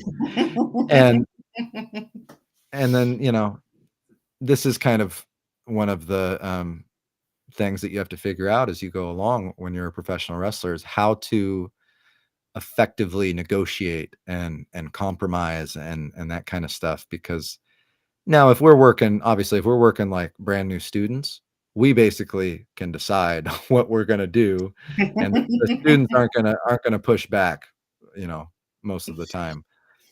If we're working with guys who have more experience than us, well, now we kind of have to defer to them a little bit. And here's the thing about experience, and this, I hope this doesn't rub anybody the wrong way, but um, experience does not necessarily guarantee that you know what you're doing. Just because you've been doing something for a long time doesn't mean that you can do it well. Now, it typically helps to have more experience, obviously, but there are guys who've been wrestling for a long, long time and still don't have a clue about wrestling. So it can be tough if you run into some guys that have some ideas, especially for you specifically. Like if we're working guys and they say, "Hey, you guys need to do this move, or you need to do, say this thing or do this thing." I'm so, obsessive and protective of our characters that it's difficult for me to have somebody tell me how I need to portray my character. And that's something that I really Yeah. try not to do to others, even if I don't think they have much going on, in terms of their character. I think at this level, none of us are signed. We are essentially independent contractors. It's your responsibility to decide what your character is. And I don't think it's really my place to tell any other wrestler. I can give you suggestions. If you ask me for suggestions, or, some of my friends playfully, I'll pitch ideas to them, whatever. But I'm not going to like seriously go up to somebody and say, "Hey, you need to do this move, or you need your character to be this thing, whatever." I think that's extremely inappropriate, to be honest, because I hate it when people do it to me. Because I've had wrestlers come up to me and say, "Hey, you should do this thing," and whatever the idea is, it sucks. And I can't say that because I'm a normal person. I'm polite. I don't want to hurt this person's feelings. But I think it's kind of rude for them to come up and tell me that I need to do this thing. You want to pitch me an idea or whatever, fine, but that part can be tricky, especially working with veterans when they have ideas for you where you're like, okay, yeah, but that doesn't really fit what we do, whatever. Um, that's hard. But I also think it's been, and we'll hopefully, especially if we kind of advance in the business a little bit and move up and wrestle for some bigger companies, we're hopefully going to be wrestling some bigger names and things like that. And when we're in that situation, we're obviously going to have to defer to those folks. Now, the hope is, of course, that some of those bigger names, if they've wrestled in WWE or AEW or whatever, one would think that they have everything figured out pretty well. Maybe not, I don't know. Like I say, sometimes you meet some folks where you go, oh, well, this person's kind of wrestling famous, and then you meet them and you start to listen to how they feel about things, and you go, man, I don't know, I don't really agree with that. But and again, I'm not trying to say that I have it all figured out either. I don't. There are plenty of times where I'm wrong too. Sledge and I argue constantly. Sometimes I'm wrong, sometimes he's wrong. um, we get a lot of feedback from Ricky Gibson and Eddie Pearl. We talk to those guys all the time, and they they give us constructive criticism sometimes. So like, I'm not saying we're perfect either, but there are just times where you work with a vet and they have an idea, and you don't like the idea, but you can't really say no because you're not really in a position to. That can be a little bit tricky. um so that would be, in my opinion, that's the hardest part of working with vets. um and it's a negotiating thing. We've worked with, which we'll probably get to, we've worked with Ricky and Eddie quite a bit recently, and they're, close friends of ours. They're our trainers, so obviously we are going to follow their lead. um and we'll come up with ideas sometimes, and if let's say we were wrestling um some younger wrestlers, some new students, whatever, if we had come up with an idea and said, hey, we want to do this thing, that's probably, we're going to do it. If we're wrestling with Ricky and Eddie, if they don't like the idea, whatever, then we're probably not going to do it. So it's, um, I think typically, just, as a wrestling fan, if you notice that a younger guy is working with an older guy, however that match goes, it's pretty likely that that match was probably mostly put together by the veteran wrestler. So just be aware of that, because that's just kind of how it goes in wrestling. Like anything else, the people with more experience, typically you give them that respect and allow them to make those decisions. Yeah. Yeah, I know that like you had just said that like maybe somebody who doesn't have much experience can still bring new ideas. I Yeah. know one thing that I was talking about with Max Burnside was these professional wrestlers where they'll almost create like a ceiling for themselves because they'll get so confident in what they're doing that they're not willing to listen to new ideas. But it's when you listen to new ideas that you're actually able to expand what you can actually do in the ring. So you're not actually like building a ceiling for yourself. So is that something that you and Sledge actually like look for? Yeah, I think that's something that we have to be careful about too, because like I said, we're very at times stubborn. We feel a certain way about how wrestling should be. And yeah, I think we're at risk then of maybe closing our minds off to these new ideas. But I think we're pretty good about, being open to what people have to say. And it's just, either we like it or we don't. Some ideas we're gonna listen, and we're gonna say, no, we don't like that. Other ideas we'll say, hey, maybe we could try that and see if that works for us. I think that's extremely important. And I think that some of our not so great experiences working with some veteran wrestlers, it's been due in part to the fact that a lot of veteran wrestlers are kind of set in the old ways. Okay, and that's that's pretty typical of Mhm. you know people with a lot of experience in any field. They've Yeah. been doing things a certain way for a long time, and they don't want to change. They think the new way of doing things is stupid, all that kind of stuff. And so that can be tricky, because I think there's definitely this kind of clash of ideas, the kind of old school way of doing things and this more modern approach. They don't really mesh very well.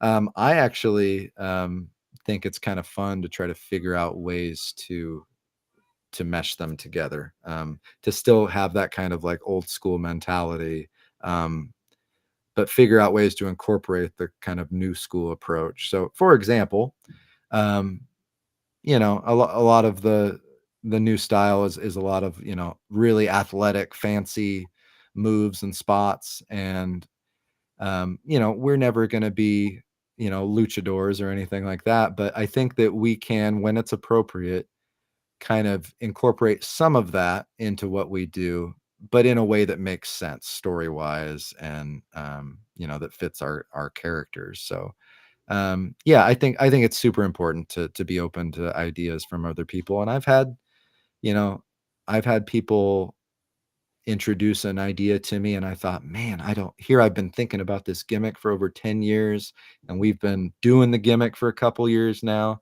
and I had never even considered that, and it's brilliant. I've had people do that, where they approach me with something, and I thought, man, how did I not think of that? So yeah, I think it's really important to keep an open mind, and not shut yourself off from those things, because you never know where you'll find a new idea. There's so much out there, so many people with different ways of looking at things. So yeah, that's an important thing to do, is to keep that open mind. Yeah. So, like, did you guys come up with the Hammer Brothers gimmick before you guys actually joined Oregon Pro Wrestling School together? Like, did you guys already kind of have everything outlined? Oh yes, long before we Okay. joined Oregon Pro Wrestling School.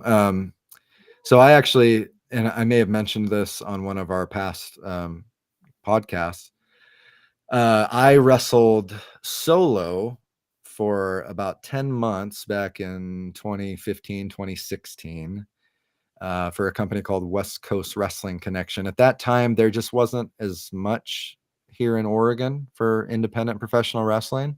DOA was around, but there was a lot of drama. I did not have the opportunity to work for DOA. I was kind of essentially stuck working for West Coast Wrestling Connection. And there just weren't as many companies in the Pacific Northwest. So the scene was not what it is today. It's come a long ways. Um, and even back then, I had the idea for the Hammer Brothers gimmick. Sledge was not wrestling with me yet. So if I was going to do the gimmick, I was just going to do it as an individual. I was going to be Jack Hammer. But I had all of that, laid out, and I had pitched that to the people in that company, and got shut down. They said, no, you're not doing that. You're going to do this other thing, that I thought was really lame. And, my heart just wasn't in it. So, but I thought to myself, well, this is how wrestling works. I'm going to have to do this thing that I don't want to do for a while. And then if I can, tough it out, um, eventually, hopefully, I'll have an opportunity to do my thing. Um, After, about a year or so, I just wasn't having fun with it anymore. And I was losing a lot of money doing it. And there were a lot of reasons, but the big one was that creatively, I just was not fulfilled, because I wasn't able to put, me into this character.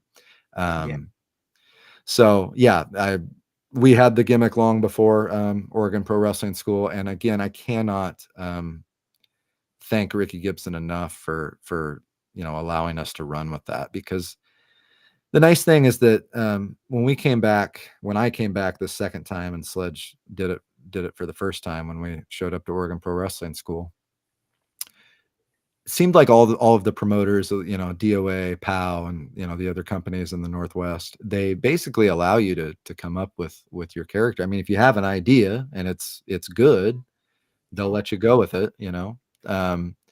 So I'm really really grateful to Ricky and to Mr. Ooh La La and Drexel and everybody else involved in wrestling in the Northwest, because they allowed us to do the gimmick. They told me no the first time around. They said, no, you're not doing that. We don't like that. You're not doing it. And I was very disappointed because, again, I had put so much time and thought and effort into it. And the thing they threw at me, the guy came up with in 30 seconds, and it was a really lame name that was a ripoff of some wrestler from the 80s. And it was just, it was a nightmare. So, yes. So, yes, we've had the gimmick a long time, and I'm just so thrilled that we have gotten to do the gimmick, portray these characters, and we're just having so much fun doing it. Yeah. Yeah, I had actually heard from some wrestler that if you try and actually set up your character before you get into professional wrestling, that it'll actually feel like disingenuous. Do you kind of like disagree with that? Because like if you are actually able to create a character that you believe in, you're going to be able to portray that in the ring, and then that is what is going to make people believe in you. Did you kind Yeah. of feel that with that whole Hammer Brothers gimmick going into pro wrestling? Yes, and yeah, I would push back on that idea somewhat. I understand the concept. Here's the thing. I've heard this a lot from veteran wrestlers where they say, listen, you need to learn how to work before you even worry about a gimmick. Mhm. And I understand the idea behind that. The thought there is that if you're so hung up on your character and stuff, you're going to be too focused on that to learn just how to be a worker and how to be just kind of a well-rounded wrestler, learn all the basics and all that kind of stuff. Yeah. To me, I think you can do both. Now it's I would say that Sledge and I are kind of anomalies.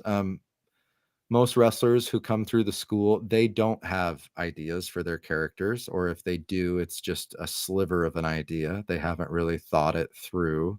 Um, so I think that we are unusual, having come into the school, and we had this, like I said, I had 200 slides of Mhm. 200 PowerPoint slides and Microsoft Word documents with everything you could possibly think of. And, when I showed that to our trainers, they were like, this is brilliant. This is great. We got to run with this. Not everybody, does that. And like I said, I understand the idea that you should learn how to work before you come up with a character. But again, for us, we were in some kind of specific circumstances where we don't have 10 years to kind of mill around trying to find ourselves. If we want to try to make a run at this and get signed, or move up to some bigger companies and have some more exposure, make some more money, we got to get going on this thing. So I don't have 10 years to play 10 different characters and just be a generic whoever. So we were in a situation where we kind of needed to get the ball rolling, so I wanted to come in prepared with a gimmick and everything. It's a different story for somebody who's 20 years old. They've got a lot of time. So, if they want to be more of a generic wrestler just so that they can kind of get their feet wet and get in there and learn how to work, they got lots of time to figure out a character. But I will say, I think it's possible to do both. I mean, just because you have a gimmick, have a character that you're working on that has some substance, has some depth, that doesn't mean you can't, learn how to work. I mean, you can do both things simultaneously. I don't think it's impossible. Is it maybe more difficult? Sure, but it's not impossible. Um, and so, yeah, I, I'll say this, and I don't want to rub anybody the wrong way, but um, at times, I have felt like that idea that a new worker needs to be generic and not worry about their character and just worry about learning the basic moves, when they start out on shows and stuff. I almost feel like it's a strategy employed by veteran wrestlers and companies to try to keep newer talent generic so that they can use them kind of as enhancement talent, essentially, Mhm. and also to keep, from the perspective of a veteran wrestler, anytime you got a new wrestler coming up who's much younger than you, probably more athletic, all that kind of stuff, that Mhm. person's a threat. They might take your spot on the show. Yeah. So I gotta say, some veteran wrestlers may have some incentive to sort of hold those people down a little bit because they don't want that competition.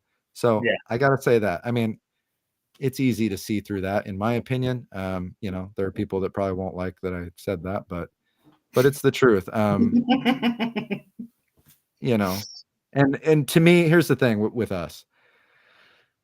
I think that every person who wrestles on the show should deserve to be on the show. I despise this backstage politicking crap and, being buddy buddy with so and so, and that's why you get booked on the show.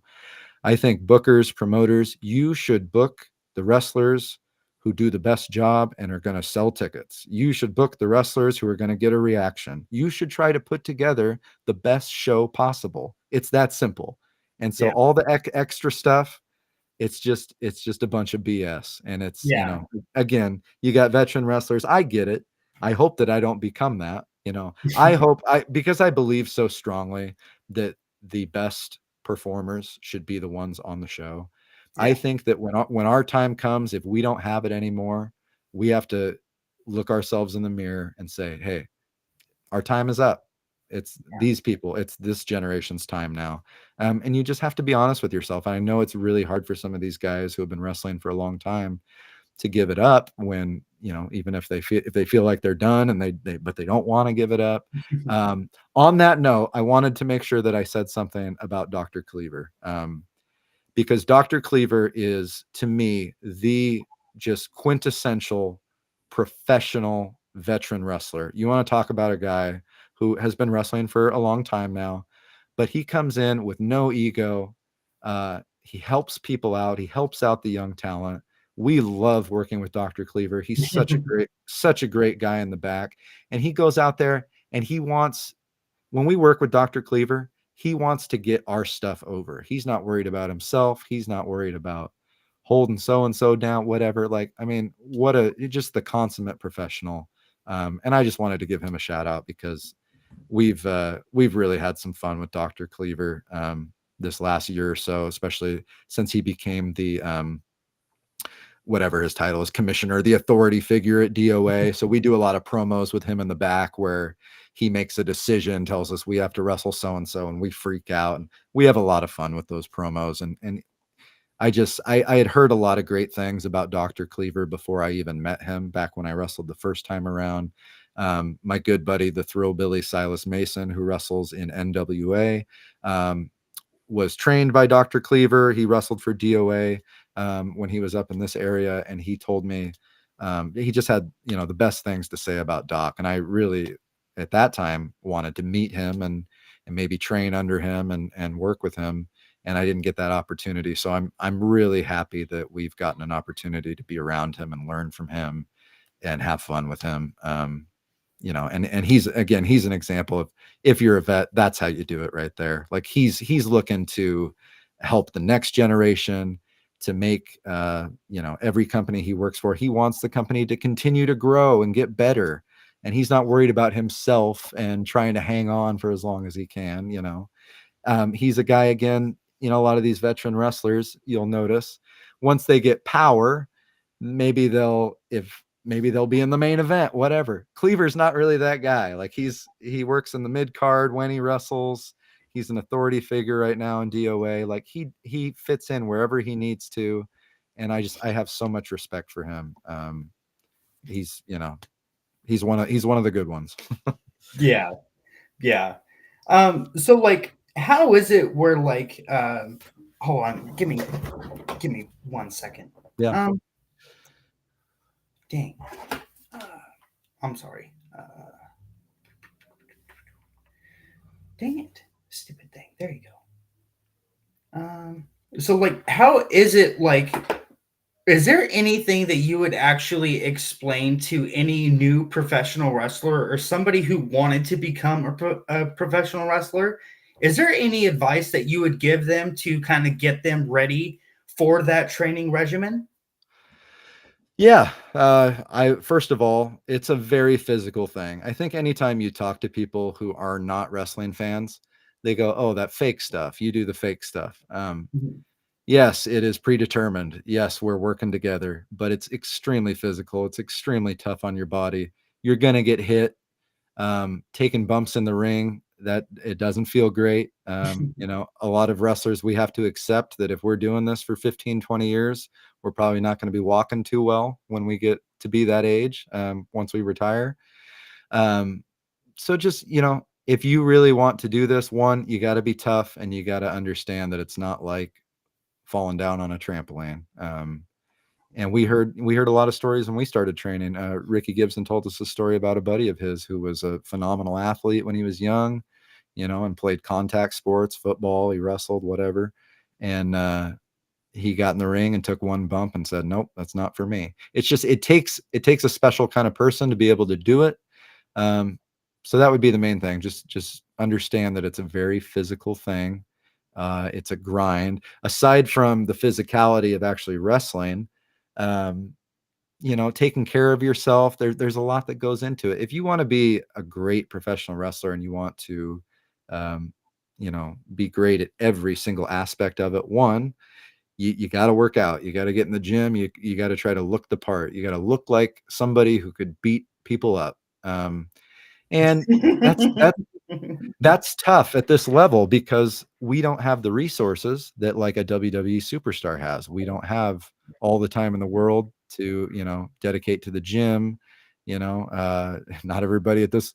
We don't have people on performance enhancing drugs and they don't. We don't have dietitians, all that, because all that's very real. As we know, over the course of pro wrestling history, there's a whole lot of that. Yeah. It's for an average person who's doing indie wrestling on the weekends, it's going to be pretty difficult, um, to make yourself look like Bobby Lashley or Drew McIntyre or whoever, these monsters in WWE. But you can still make the effort to get in shape and at least be, in as good a shape as possible. So, there's a lot you can do with your diet. I think you need to have a gym membership. You need to work out during the week, whenever you're not wrestling. You have to commit yourself to it. There's a lot that goes into it outside of just being in the ring.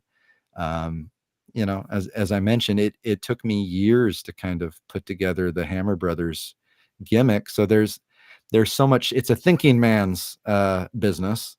You have to be creative. You have to constantly be thinking about character ideas, promo ideas, ideas for what you do in a match, whether it's moves or spots or whatever.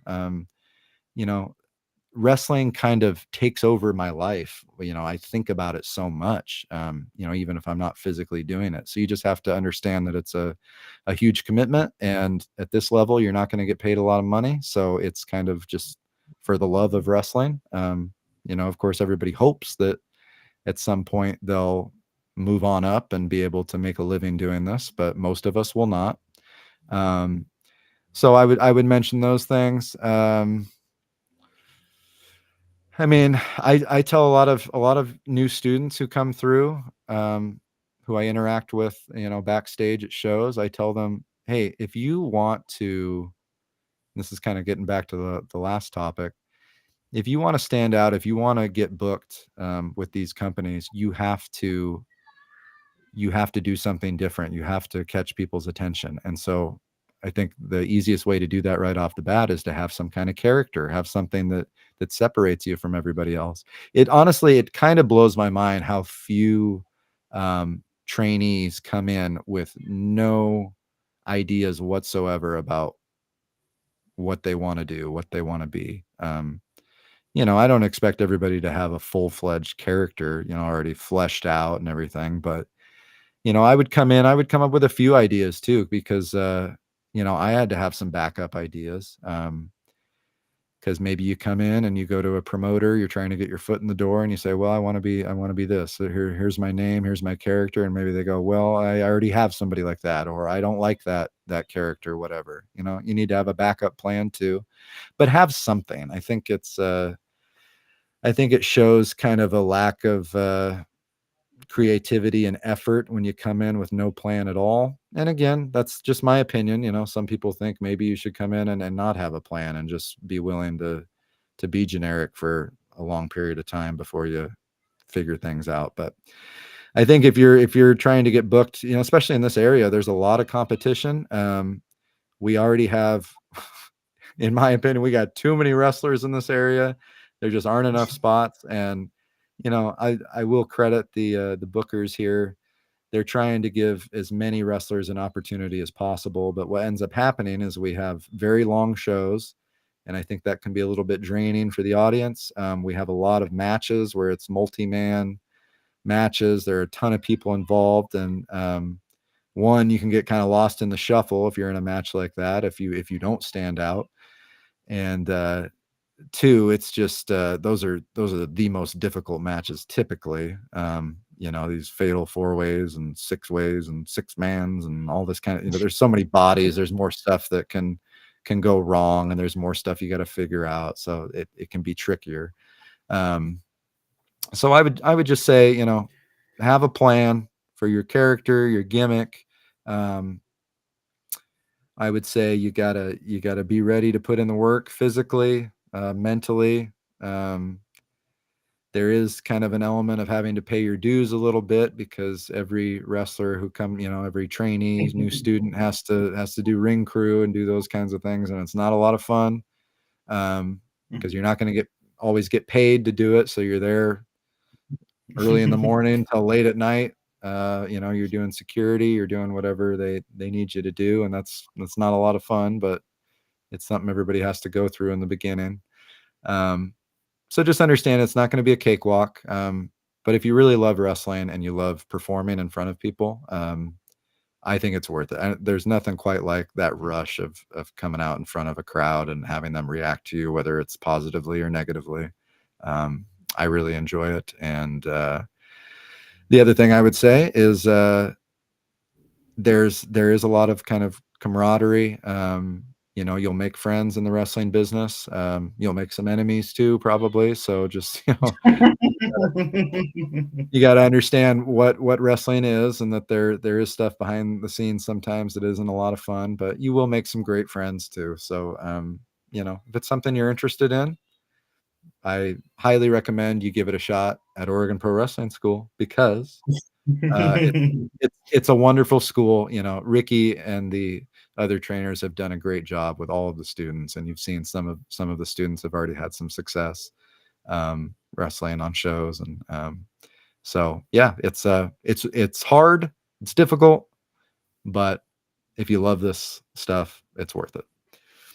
Yeah, that is so awesome. Well, we've actually only gotten like partway through our whole discussion list here today, and I just wanted to just take another minute just to kind of like take a little break and go and stretch out and whatnot. If you're okay with that. That sounds good, Cody. Awesome. Okay. All right, you guys. So we will be back right here in 1 minute for the continuation of the interview with Jackhammer. We'll see you guys.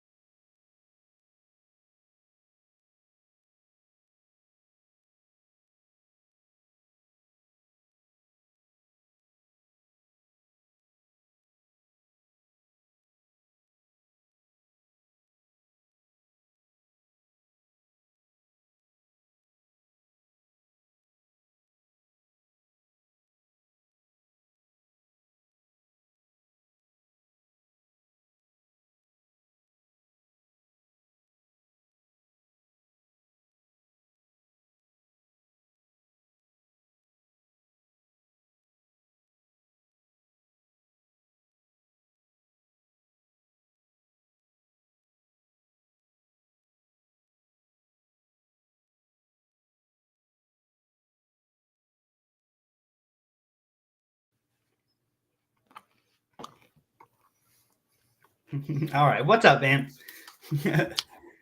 I'm ready to go. Let's keep it going. The one thing I wanted to bring up to you was actually new pro wrestling. So like what was the moment in which you guys actually were given that opportunity? Well, the booker reached out to us on social media a little while back, and I think that they had one of the teams that they had booked. It fell through, and we had actually been contacted by them last year, I think, to wrestle a show that ended up being canceled for some reason. The whole show got canceled, so it didn't work out. And then they had already kind of booked up their shows for a while, so they had been meaning to work with us for some time, and we really wanted to go up there and work for that company. We'd heard a lot of good things about NEW, and a lot of the guys who wrestle up there consistently. We work with them down here in the States too, so a lot of familiar faces up there.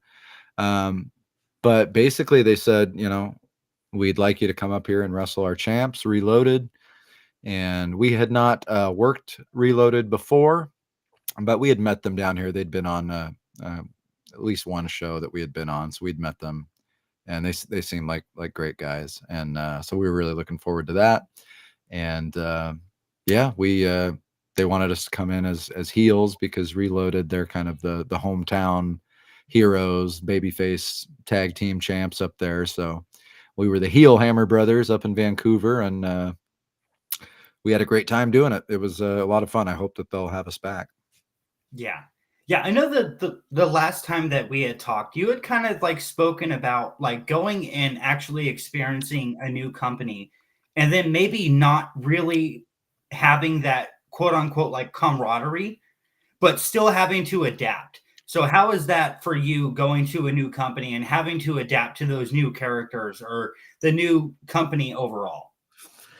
Yeah, I mean, backstage, it was very easy because everyone was so friendly. I mean, that was the first time really that we had gotten kind of some star treatment. I mean, I think it's just everybody up there is very friendly, and that's just kind of how it is. I don't think it was just, you know, I don't think we were special in that way, but we had people coming up to us asking us if we needed anything, and they had people that were running our merch table for us, and there was just all kinds of stuff where we felt very appreciated, and kind of felt like we were stars or something. So that was a pretty cool experience.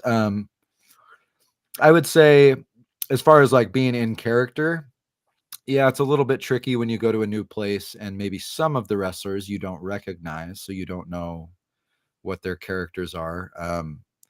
So you have to kind of figure that stuff out. Sledge and I tend to do a little bit of homework. Like we kind of knew what Reloaded was about. We had met them once before, but we watched their stuff online. They've wrestled at SOS quite a bit. So we kind of studied their matches online to kind of see what they like to do, figure out some of their signature spots and moves and things, just so that we're kind of prepared that way. But yeah, some of the talent when you go to a new place, the faces are going to be not familiar, and so when you have to meet those people, work with those people, it's it's a little bit different just because you don't know what they're all about. But I will say the one thing that's kind of cool is even at NEW, we had never wrestled there before, but the majority of the wrestlers who were booked on that show, we had met them already. They had worked down here for Prestige or Defy or Power DOA, or we had crossed paths at some point. So yeah, you're always meeting some new people, but I think here in the Northwest, it's going to be pretty rare that we go wrestle for a new company and we don't recognize anybody. So that's kind of nice that we feel pretty confident that wherever we go in this area anyway, we'll recognize some people. We'll at least have some people we can chat with that who we're familiar with. But it is fun to meet new people, and like I said, everybody there was so nice, and so that makes it really easy on you.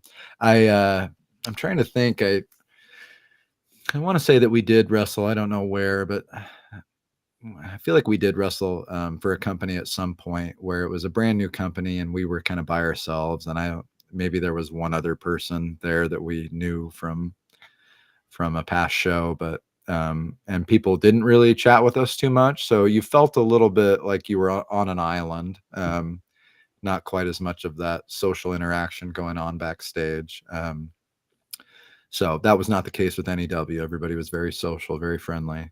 Um, but to be honest with you, for us, it's not a big deal to us. Yeah, it's nice to chat with people and you know, have that social interaction. But when we go to shows, we mean business. I mean, when we see our friends, we like to have fun and stuff, certainly backstage, but um, we're there to do a job. So the important thing is that we go there, we're professional, we focus on what we're there to do, which is go out there and have an entertaining match and execute whatever it is that the booker needs us to do. So even if we go to a new place and we don't necessarily know a bunch of people, we're not, chatting with everybody in the back, it's not a huge deal to us. I hope that people don't think that we're not social. I don't think people believe that. We're pretty social most of the time, but we are there to do a job. So there are times where we're kind of in the back and we're trying to get locked in and figure out what it is we need to do. But yeah, it's definitely a little bit gets you out of your comfort zone a little bit when you're going to a new place and you don't know everybody, but that's what you got to do if you want to move up in the business. You got to try to work new places and meet new people, and that's just how it goes. Yeah.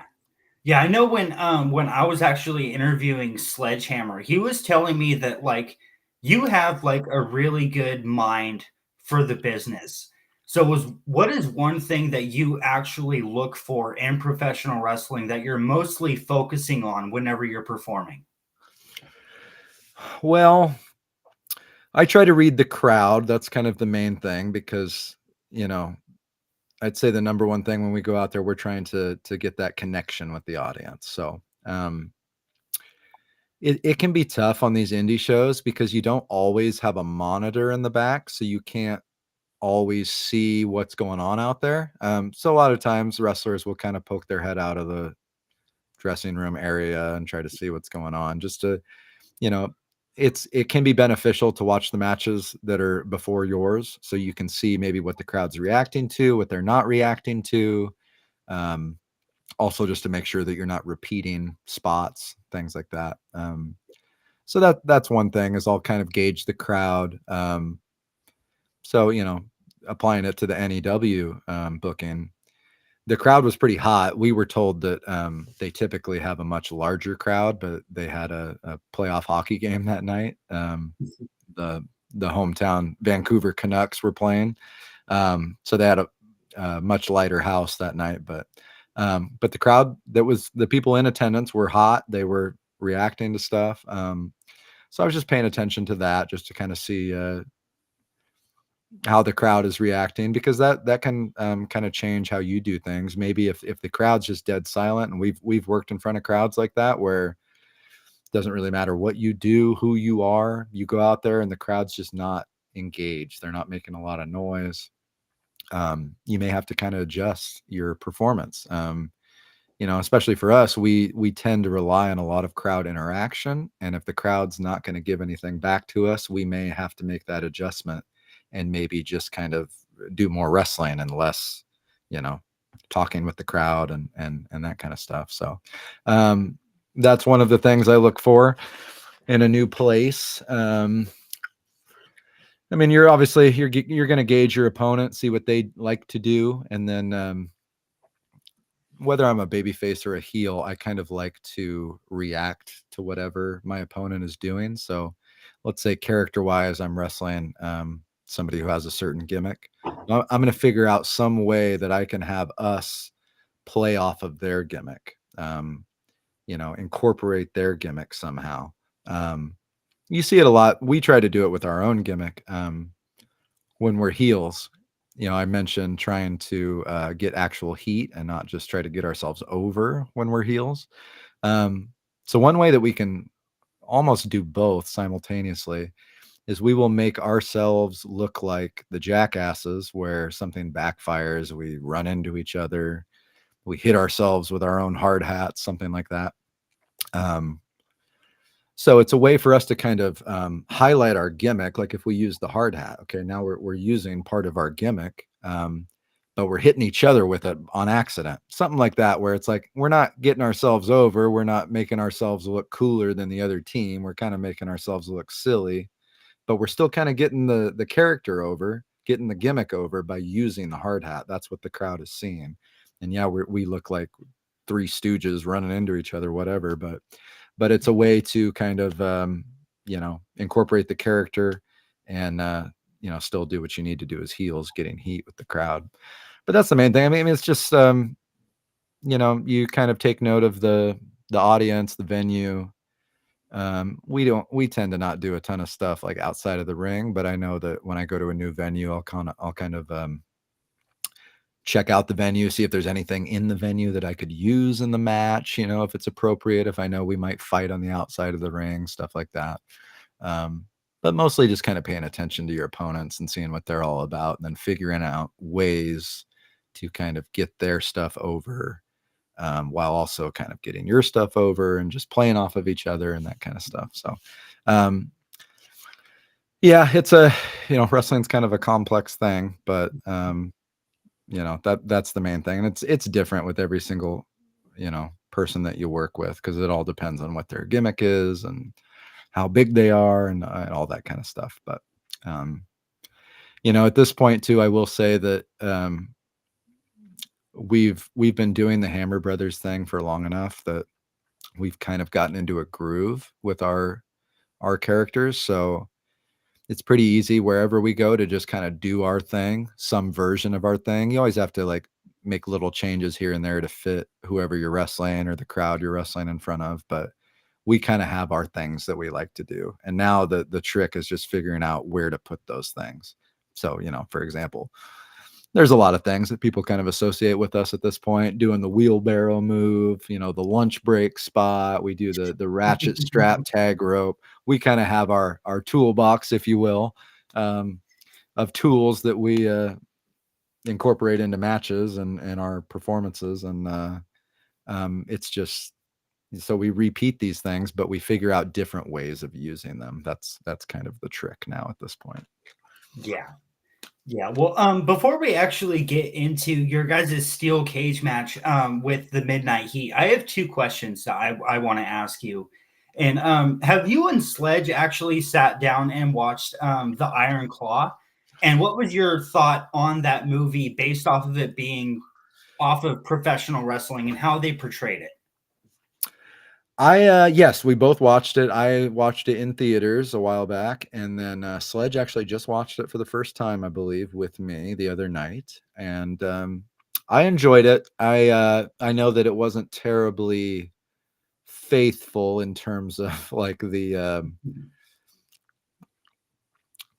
order of events, that things were kind of out of order, and they left out an entire Von Erich brother and this, that, and the other. But I still enjoyed it. I thought the actors did a great job, and for the most part, I know the actor who did the who portrayed Ric Flair was catching quite a bit of flack for his impression of Ric Flair. Yeah, yeah, But yeah. Well, that was a little bad. yeah. But I mentioned Thrillbilly Silas Mason, was a good friend of mine, still a good friend of mine, but we wrestled together for a bit back in 2016, and he has since had quite a bit of success. He's wrestling in NWA now, but he was actually in the movie. He got to portray Bam Bam Terry Gordy, so that was pretty cool. So he was in the ring actually like wrestling with Zac Efron, or maybe Efron's stunt double, and that kind of thing. So so that was cool, and I enjoyed it. I think in terms of how it portrays wrestling behind the scenes, I mean, things were quite a bit different back then. Obviously, things have changed significantly. um I know it's kind of a funny thing whenever they make a movie about pro wrestling, they seem to like to at times almost blur the line between reality and kayfabe, and so some of the scenes I just felt like they tried to make the audience think, well, maybe in this match they were shooting on each other or whatever, and I don't know that that was you know actually what happened, um but some of it I think was pretty accurate. There was a scene I think early in the movie where a couple of the Von Erichs are in the back putting the match together with Bruiser Brody and Gino Hernandez, I think. And, that's kind of how it goes, where you get together and you come up with some of the spots and stuff, and you get your finish and go out there and do it. So I enjoyed it. I will say, I think as far as wrestling movies go, I think The Wrestler with Mickey Rourke was probably still my favorite. Mhm. Um, but Yes. it's, the Von Erich story is such a difficult one to tell because one, it's so depressing. There's really nothing like redeeming about that story. I mean, you have the Kevin Von Erich, the one surviving brother, and was able to avoid anything horrible happening to him, and he's had sons who have gone on to become wrestlers, and that's awesome. But it's just such a depressing story, and it's very difficult to adapt a real life thing to film and try to be accurate. And so I understand when they kind of like change the order of things. They do it because they think it's gonna work better for the story on film and that kind of stuff. But no, I enjoyed it, and I will say I think it's great whenever they come out with a movie about wrestling, because I think wrestling is such an interesting um industry, Mhm. and I would like to see more movies that kind of get into the behind the scenes stuff. I know, I know, I know a lot of veteran wrestlers maybe aren't crazy about pulling back the curtain like that, but at this point, I mean, you don't have to give away everything, but at this point, wrestling fans kind of know how it works, and Yeah. it is such an interesting thing. So yeah, I appreciate that they made another wrestling movie, and the acting was great. I enjoyed it. So. Yeah. Yeah. So, like, what would you kind of say about the wrestler movie that mostly drew you that maybe could kind of incorporate into how you were saying that, like, there's this really complex version of professional wrestling that people maybe don't know? Do you feel like that movie kind of portrayed that complexity-ness like the most well? Yeah, probably, because I think there are definitely a few scenes in that movie where they show Mickey Rourke's character, Randy the Ram Robinson, in the back, kind of going over the match with his opponent. And Mhm. again, I mean, this part's accurate. At that point in his career, his character was a veteran. He'd been wrestling a long time, and he was, at the tail end of his career. And I would say that, they didn't plan out every single little spot in the match, which is something you see more now. Um, which is kind of out of necessity, because a lot of the matches you see now, the spots are very complex, and it'd be a very difficult, if you're trying to do that style of match, it's a pretty difficult thing to do on the fly, particularly if you don't know your opponent like the back of your hand. You know what I mean? It's if you wrestle with somebody over and over and over again, and you know every little thing that they do, and you're gonna go out there and have a match that's really tricky with a lot of high spots, and it's a lot of back and forth and duck this and hit the ropes and jump off of there and duck this and duck that and counter this. Um, and I think even working with somebody that you know really well, that can be kind of tricky if you don't plan anything out ahead of time. Um, but in that movie, like, they kind of show that Ram was, he'd plan out a little bit with his opponents, and then they'd go out, and it seemed like they were kind of calling a lot on the fly.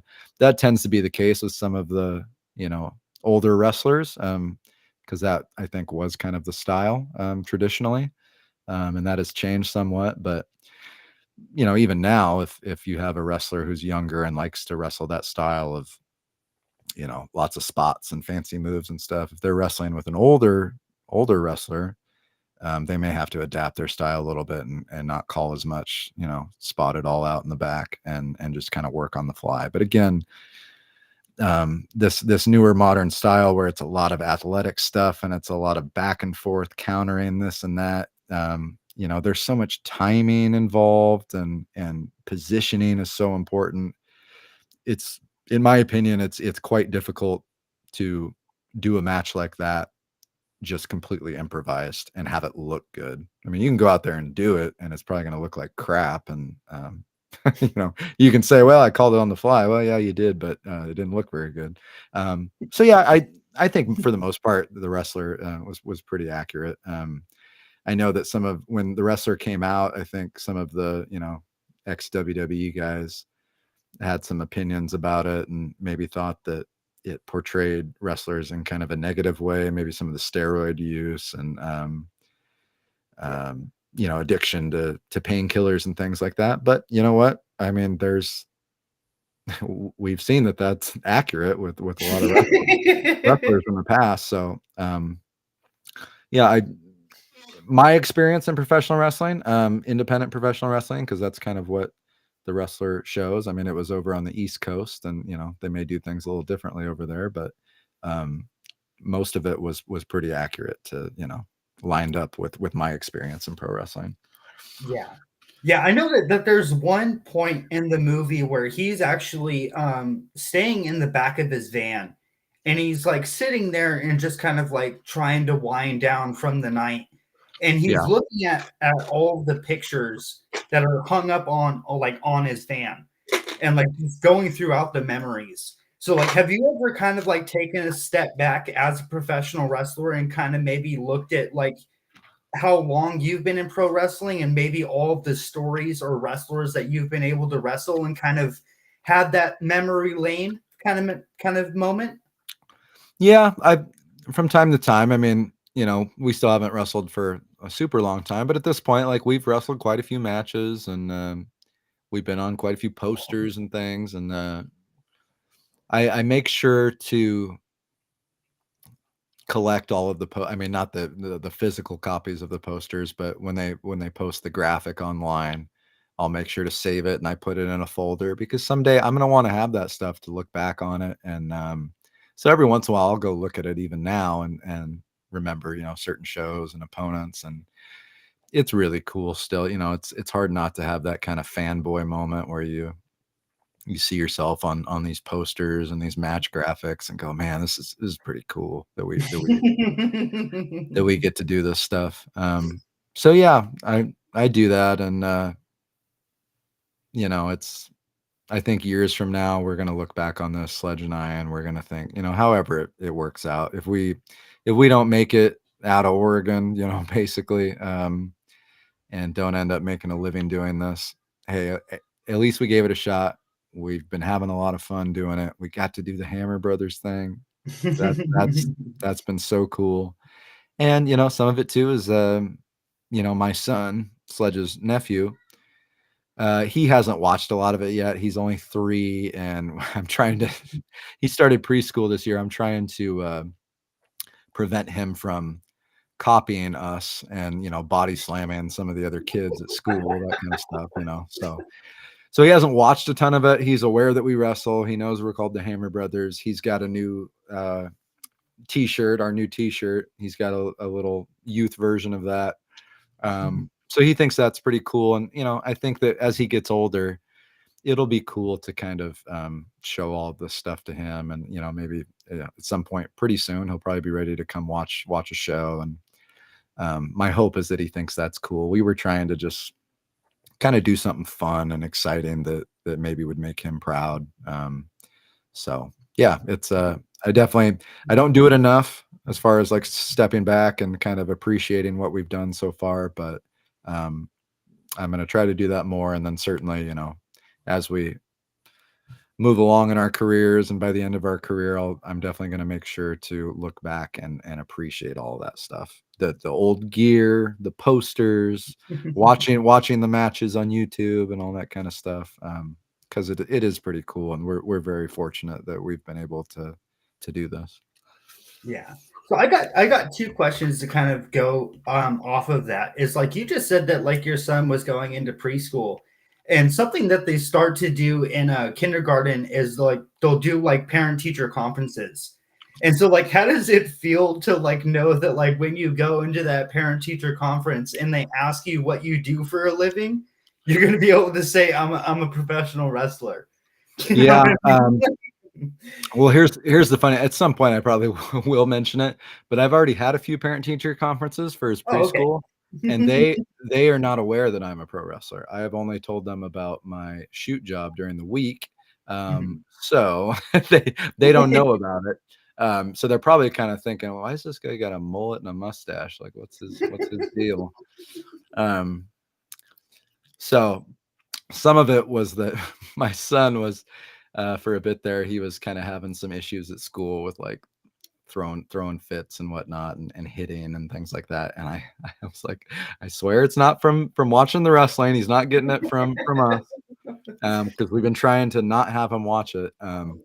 So I didn't tell him that we're pro wrestlers because I didn't want to give them any reason to think that it was our fault that he was like hitting some kids. He's gotten better, by the way. Like he's 3, so he's learning. He's kind of this Yeah. little ball of energy. But um, yeah, I mean, at some point, I will say that we live in Lincoln City. I grew up here, so I know a lot of the people in the community, and people who see me now, they've heard that I wrestle and they want to chat with me about it. And it is kind of fun to, I'm very proud of it. I think I know it's this kind of weird, wacky thing, but um, it's pretty cool. There aren't a lot of people out there who are professional wrestlers. So, typically people who come to me and ask me about it, they have a lot of questions and they just think it's the coolest thing ever. And they want to come to a show and this and that. Um, I have a lot of fun with that. I will admit you get that kind of, you almost feel like you're a celebrity or something. It's kind of fun, I got to admit. So yeah, that part's cool. That is so awesome. So let's kind of start to talk about your steel cage match against the Midnight Heat for PAL Pro Wrestling. So the first thing that I want to bring up to you was the actual promo building up to that match. How did that whole promo come to be? Because like that is like an amazing promo where like it even gave me like goosebumps sitting there watching it. It is so good. So like how did it come to be, and what was the first time in which you and Sledge actually watched it? Um, yes, well, I'm glad that you liked it because I had the same reaction. It gave me goosebumps. I was so excited about it. Sledge made it. He made it himself. Wow. Yes. He's kind of the tech savvy computer guy. So he put that together and basically, I mean, the idea behind it, we knew this was going to be a big match for us. It was, it was the first time we'd been in a steel cage match. We haven't done many like gimmick matches like that. And not only was it a big like gimmick match, with kind of a dangerous element to it potentially, but it was the culmination of a feud that had lasted for several months with the Midnight Heat. Um, they are our trainers, so we were obviously very excited about wrestling them, and on screen they were sort of our arch nemesis, basically. So we wanted something a little bit bigger, a little more special. For this match as a promo type of thing. And we always loved when we were kids, the WrestleMania 17 My Way promo with Stone Cold and The Rock, where it kind of shows all the highlights of the feud and it's got the Limp Bizkit song playing in the background. And so, I mean, ours is a little bit different, but that was kind of the idea. WWE used to do a lot of those when they had this feud that had lasted for months and months. And then they were finally having this big match at WrestleMania or whatever. They would put together this video package, and it was kind of a nice way to sort of summarize the feud and get everybody hyped up for the big match. So we wanted to do kind of our, small version of that. And I thought Sledge did a tremendous job with it. We asked Mr. Ooh La La at PAL if he could play it at the venue during the show, because we felt like it would get fans excited, because it was, again, it was different. You don't see a lot of that stuff on the indies.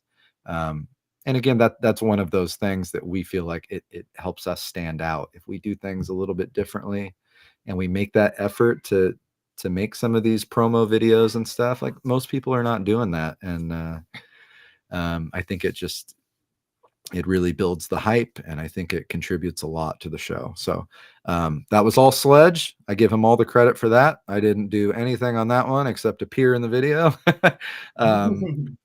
But he did a tremendous job. And yeah, I think that in the future we will probably do more stuff like that when it's appropriate. If we're having like a long feud with somebody. We had done one. We were still pretty early on at DOA. We had a Destruction Zone match that was kind of the culmination of our feud with Konami Code when we had beaten them for the titles.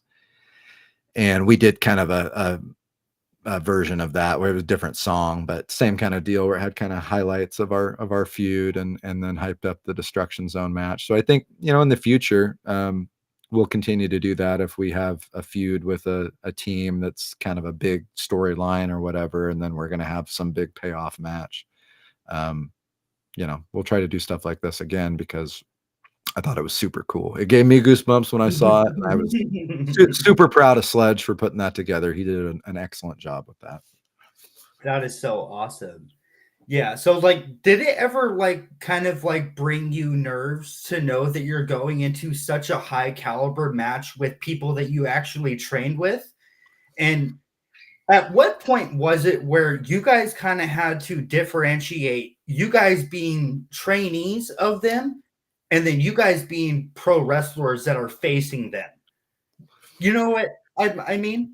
Yeah. Yeah. I mean, for us, it's not difficult because we go out there and we become our characters. Once we're out there with the Midnight Heat, we're performing. It's no more, trainer trainee relationship there. It's just, we're all performers, and we're going to go out there and we're going to execute what we need to do and put on a good show.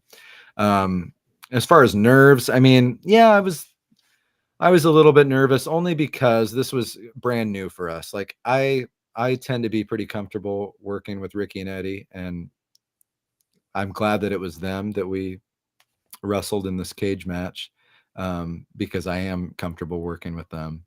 I knew it wouldn't be terribly difficult. They're very easy to work with, and so that part was good. But we'd never been in a cage before, and the tricky thing with the steel cage is that, at this level, it's not going to be the same as like a WWE steel cage. So I will say, I got to give a shout out to referee Brad Lee. He put the steel cage together. He handled all of that. And I think he really did a great job. I saw some pictures of the cage. He had set it up ahead of time, like before the show at his house, just to kind of see how it looked and what he would need to do to set it up. And like, he was going to have to set it up pretty quickly at the show. And I think they ended up getting it up in like 20 minutes because they had to do it basically at intermission time, because the cage match was going to be the last match on the show. So it couldn't be up the whole show, But when I saw the picture, I was a little bit nervous because the bottom of the cage was actually hanging down below the mat, basically. So it was kind of hanging off the ring apron, several inches below where the mat is. So because of that, it looked very, very short, like maybe at the level of the top rope. And so I'm thinking, oh man, like the wrestlers are going to be taller than the cage. And I'm just thinking, the fans are going to come in and they're going to see this and they're going to go, well, this kind of sucks. To his credit, Brad made some adjustments, and the day of the show when he put it up, he had managed to raise it up. And so it was higher than the top rope, a little bit taller than the wrestlers. So, you're working on with a limited budget. It's not going to be WWE quality stuff. But I thought he did as good a job as you could do. So shout out to Bradley. He's kind of the gimmick guy here in the area. A lot of the stuff, when you see these hardcore matches, the different gimmick weapons and things, he's the guy behind a lot of that, who's building those, putting those together. So he did a tremendous job. He kept us safe. I can't thank him enough for that. We ended up not doing a ton like on top of the cage because one wasn't the most stable thing in the world.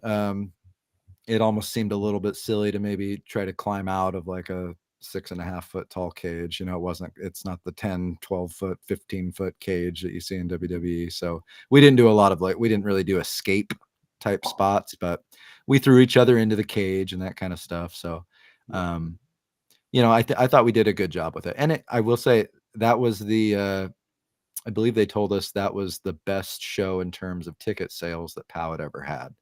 So goes to show you do a match like that, fans are going to come out. They're going to want to see something like that. So I thought it went really well. I'm pretty happy with that match. We won the titles back, of course. That was great. But I thought we had a good match with Ricky and Eddie. And yeah, it was. I hope to do more of those in the future. The gimmick matches are fun, and that and the Destruction Zone match that we did at DOA. I think last year. Those are both a lot of fun. I don't want to do them too much because they can be kind of hard on your body, getting thrown into stuff. And both Sledge and I got cut open in that match. And but it was fun. I'm glad that we got to do it with Ricky and Eddie, and it was pretty cool to see a cage match on an indie show. That is so awesome. Yeah, especially being able to be a part of the first ever steel cage match that POW Pro Wrestling has been able to present. One thing that I wanted to bring up to you when we were talking is have you ever noticed that throughout professional wrestling, do you remember back when like the ring announcer would actually explain the rules to the overall crowd? Even if it was like a singles match, like it has to be by pinfall, submission, disqualification, or count out. Yeah. Have you ever felt like maybe that's something that indie wrestling is missing, is maybe being able to explain to somebody who maybe hasn't watched professional wrestling before exactly what the rules are of the overall match instead of just having them just watch it? Yeah, maybe. I mean, the thing is, most of the fans that come out to these indie wrestling shows, not all of them, but I'd say a majority of them are probably pretty into wrestling. If you go out to a wrestling show like this, you're probably pretty into wrestling to go watch, small time kind of stuff.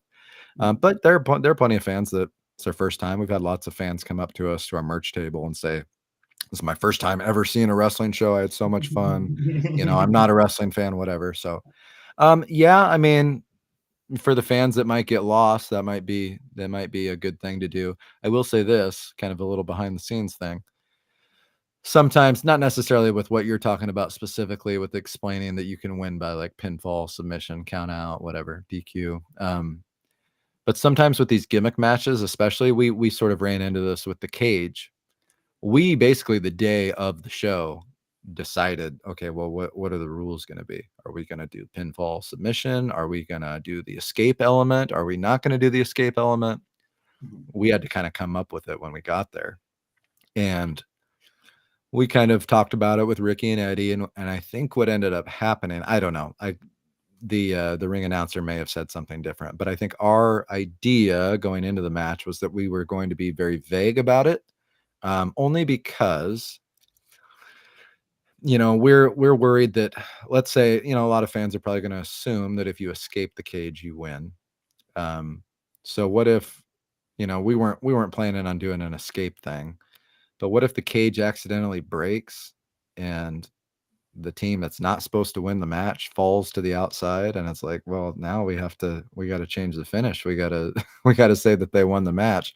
So sometimes being vague and not letting the crowd know some of those things, it's sort of like a fail safe for you, where if something goes wrong, you were so vague about what the rules were to begin with that now you can just kind of make them up on the fly. So, I mean, that's one element. But yes, I mean, just in general, yeah, I mean, that's definitely, I know that they do though. This match is scheduled for one fall. They still do that thing. Wrestling fan or non-wrestling fans may not know what a fall even is.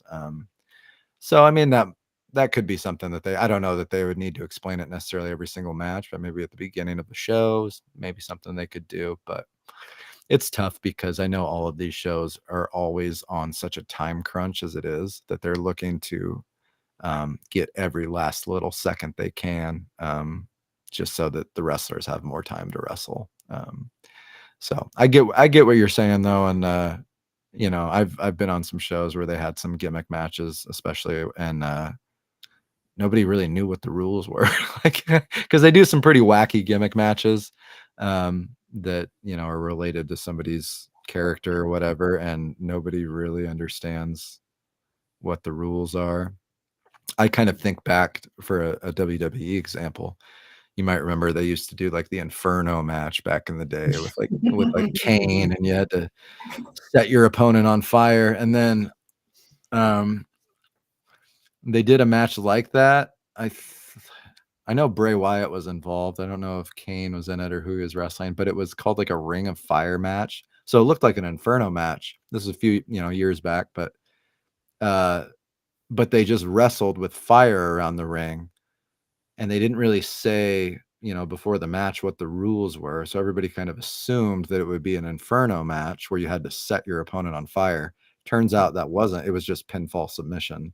So the fire was around the ring, but they didn't actually really use the fire. That's not how you would win the match. So in that case, it was almost kind of a dirty little trick, I think, that WWE employed, where they maybe made people believe that somebody was going to get set on fire, and then they didn't, and maybe it was a way for them to sell some more tickets, whatever. But I think one of those kind of like stage tricks. It's a way for wrestling companies to maybe cover their butts if something goes wrong by not being really transparent with what the rules of the match are. Yeah. All right, man. Well, just as like a final question before we actually end up closing everything out, because I think it's insane that it's already almost been 2 hours and 40 minutes. Like that I can is I can talk insane. about wrestling all day. Yeah.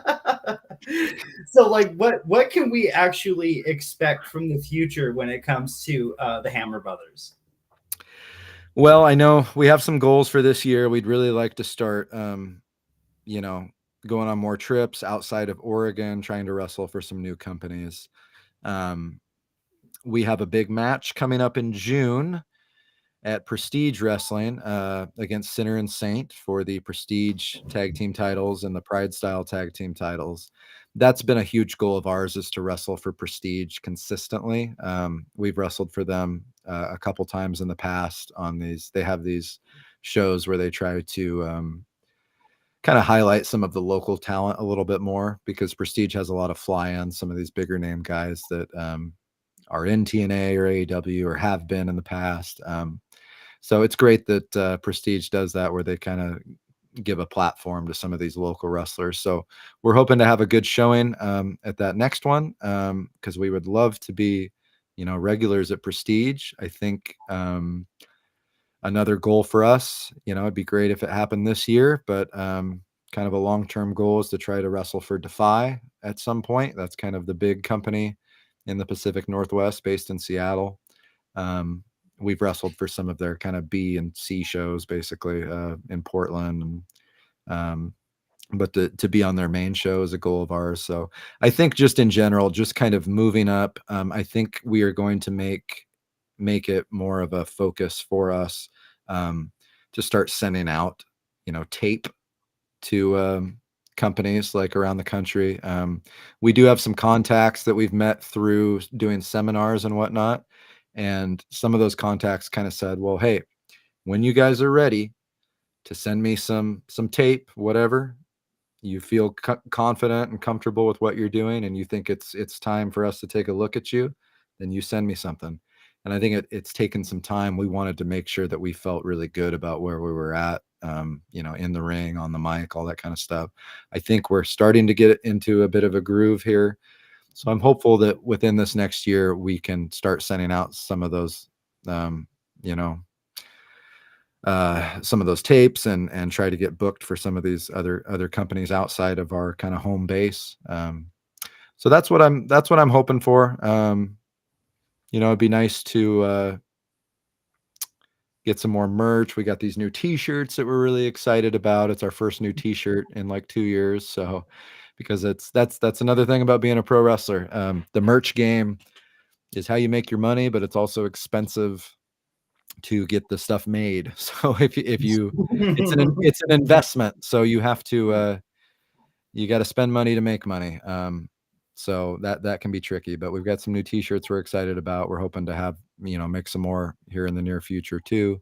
But just, we're trying to get out there, get our name out there. We've been lucky enough to kind of interact on social media with some AEW wrestlers, some bigger name people who have kind of shown interest in maybe wrestling us at some point. So that's kind of the main thing, is just trying to sort of level up and also continue to, do what we do at DOA and POW, and continue to develop our characters and grow and help those companies grow. That's a big thing. I got to say, I am super proud of how much DOA and POW have grown. DOA, we just moved into a brand new building, the Portland Expo Center, because we had started to kind of outgrow the old one. So that's awesome. They got the first show at the Portland Expo Center. We had over 500 people there, which is a great turnout, I think, for indie wrestling in this area. We're hoping to continue to make that number grow. So, we want to help wrestling in the Pacific Northwest continue to grow and thrive, and then also hopefully branch out a little bit, and maybe you'll see the Hammer Brothers on TV someday. That is so awesome. So if you could actually tell everybody where they can actually find you on social media. And before we end up closing everything out, I just want to let you know that there are a couple questions that I have for you that I want to ask you off air, if you would actually stick around for me. So like, where could everybody find you guys on social media? Yeah, we have, we're on Twitter, X, and Instagram and Facebook. Our handle is at Jack and Sledge.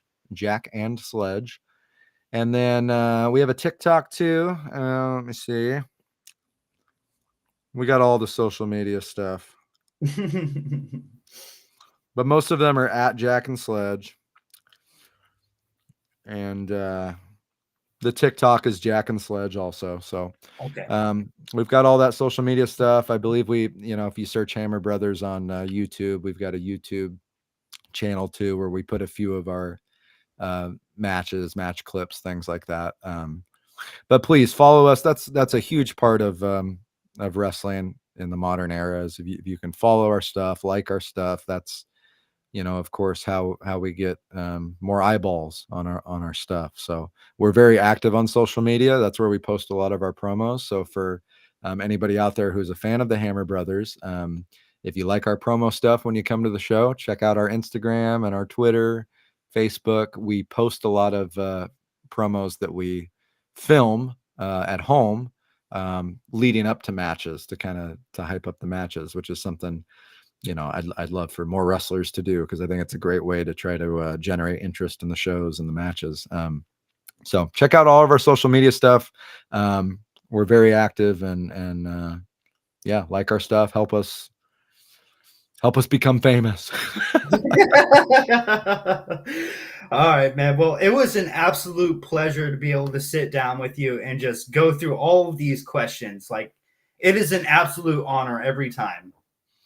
Thank you, Cody. I love coming on every time. I will always be happy to be a guest on your show. And you should be very proud of what you're doing. The podcast has grown so much. I'm very proud of you. All the wrestlers in the area that you've interviewed, they all have great things to say. They love coming on too. So keep doing what you're doing. And it's also just, I think you having a podcast like this helps generate interest in wrestling in the area also. So you are playing an important role in the indie scene here in the Pacific Northwest. So thank you very much. Dude, that means an absolute so much to me. And I cannot wait when I can actually see you when you come back to Independence, and we're definitely going to have to talk a little bit later. Sounds good. All right. Thanks, Cody. Have a good night, man. You too. Thank you. Well, all right, you guys. So that was Interesting's podcast interview with Jack Hammer. Make sure to hit that like, subscribe button, and ring that notification bell. Ring that notification bell so you guys get notified whenever I upload content. Make sure to go and follow me on social media at CodyT503. That's Twitter, Instagram, and TikTok. And remember to go and actually follow Jack and Sledge at Jack and Sledge on all social media platforms, so you guys get notified whenever we upload content. I'll catch you guys later.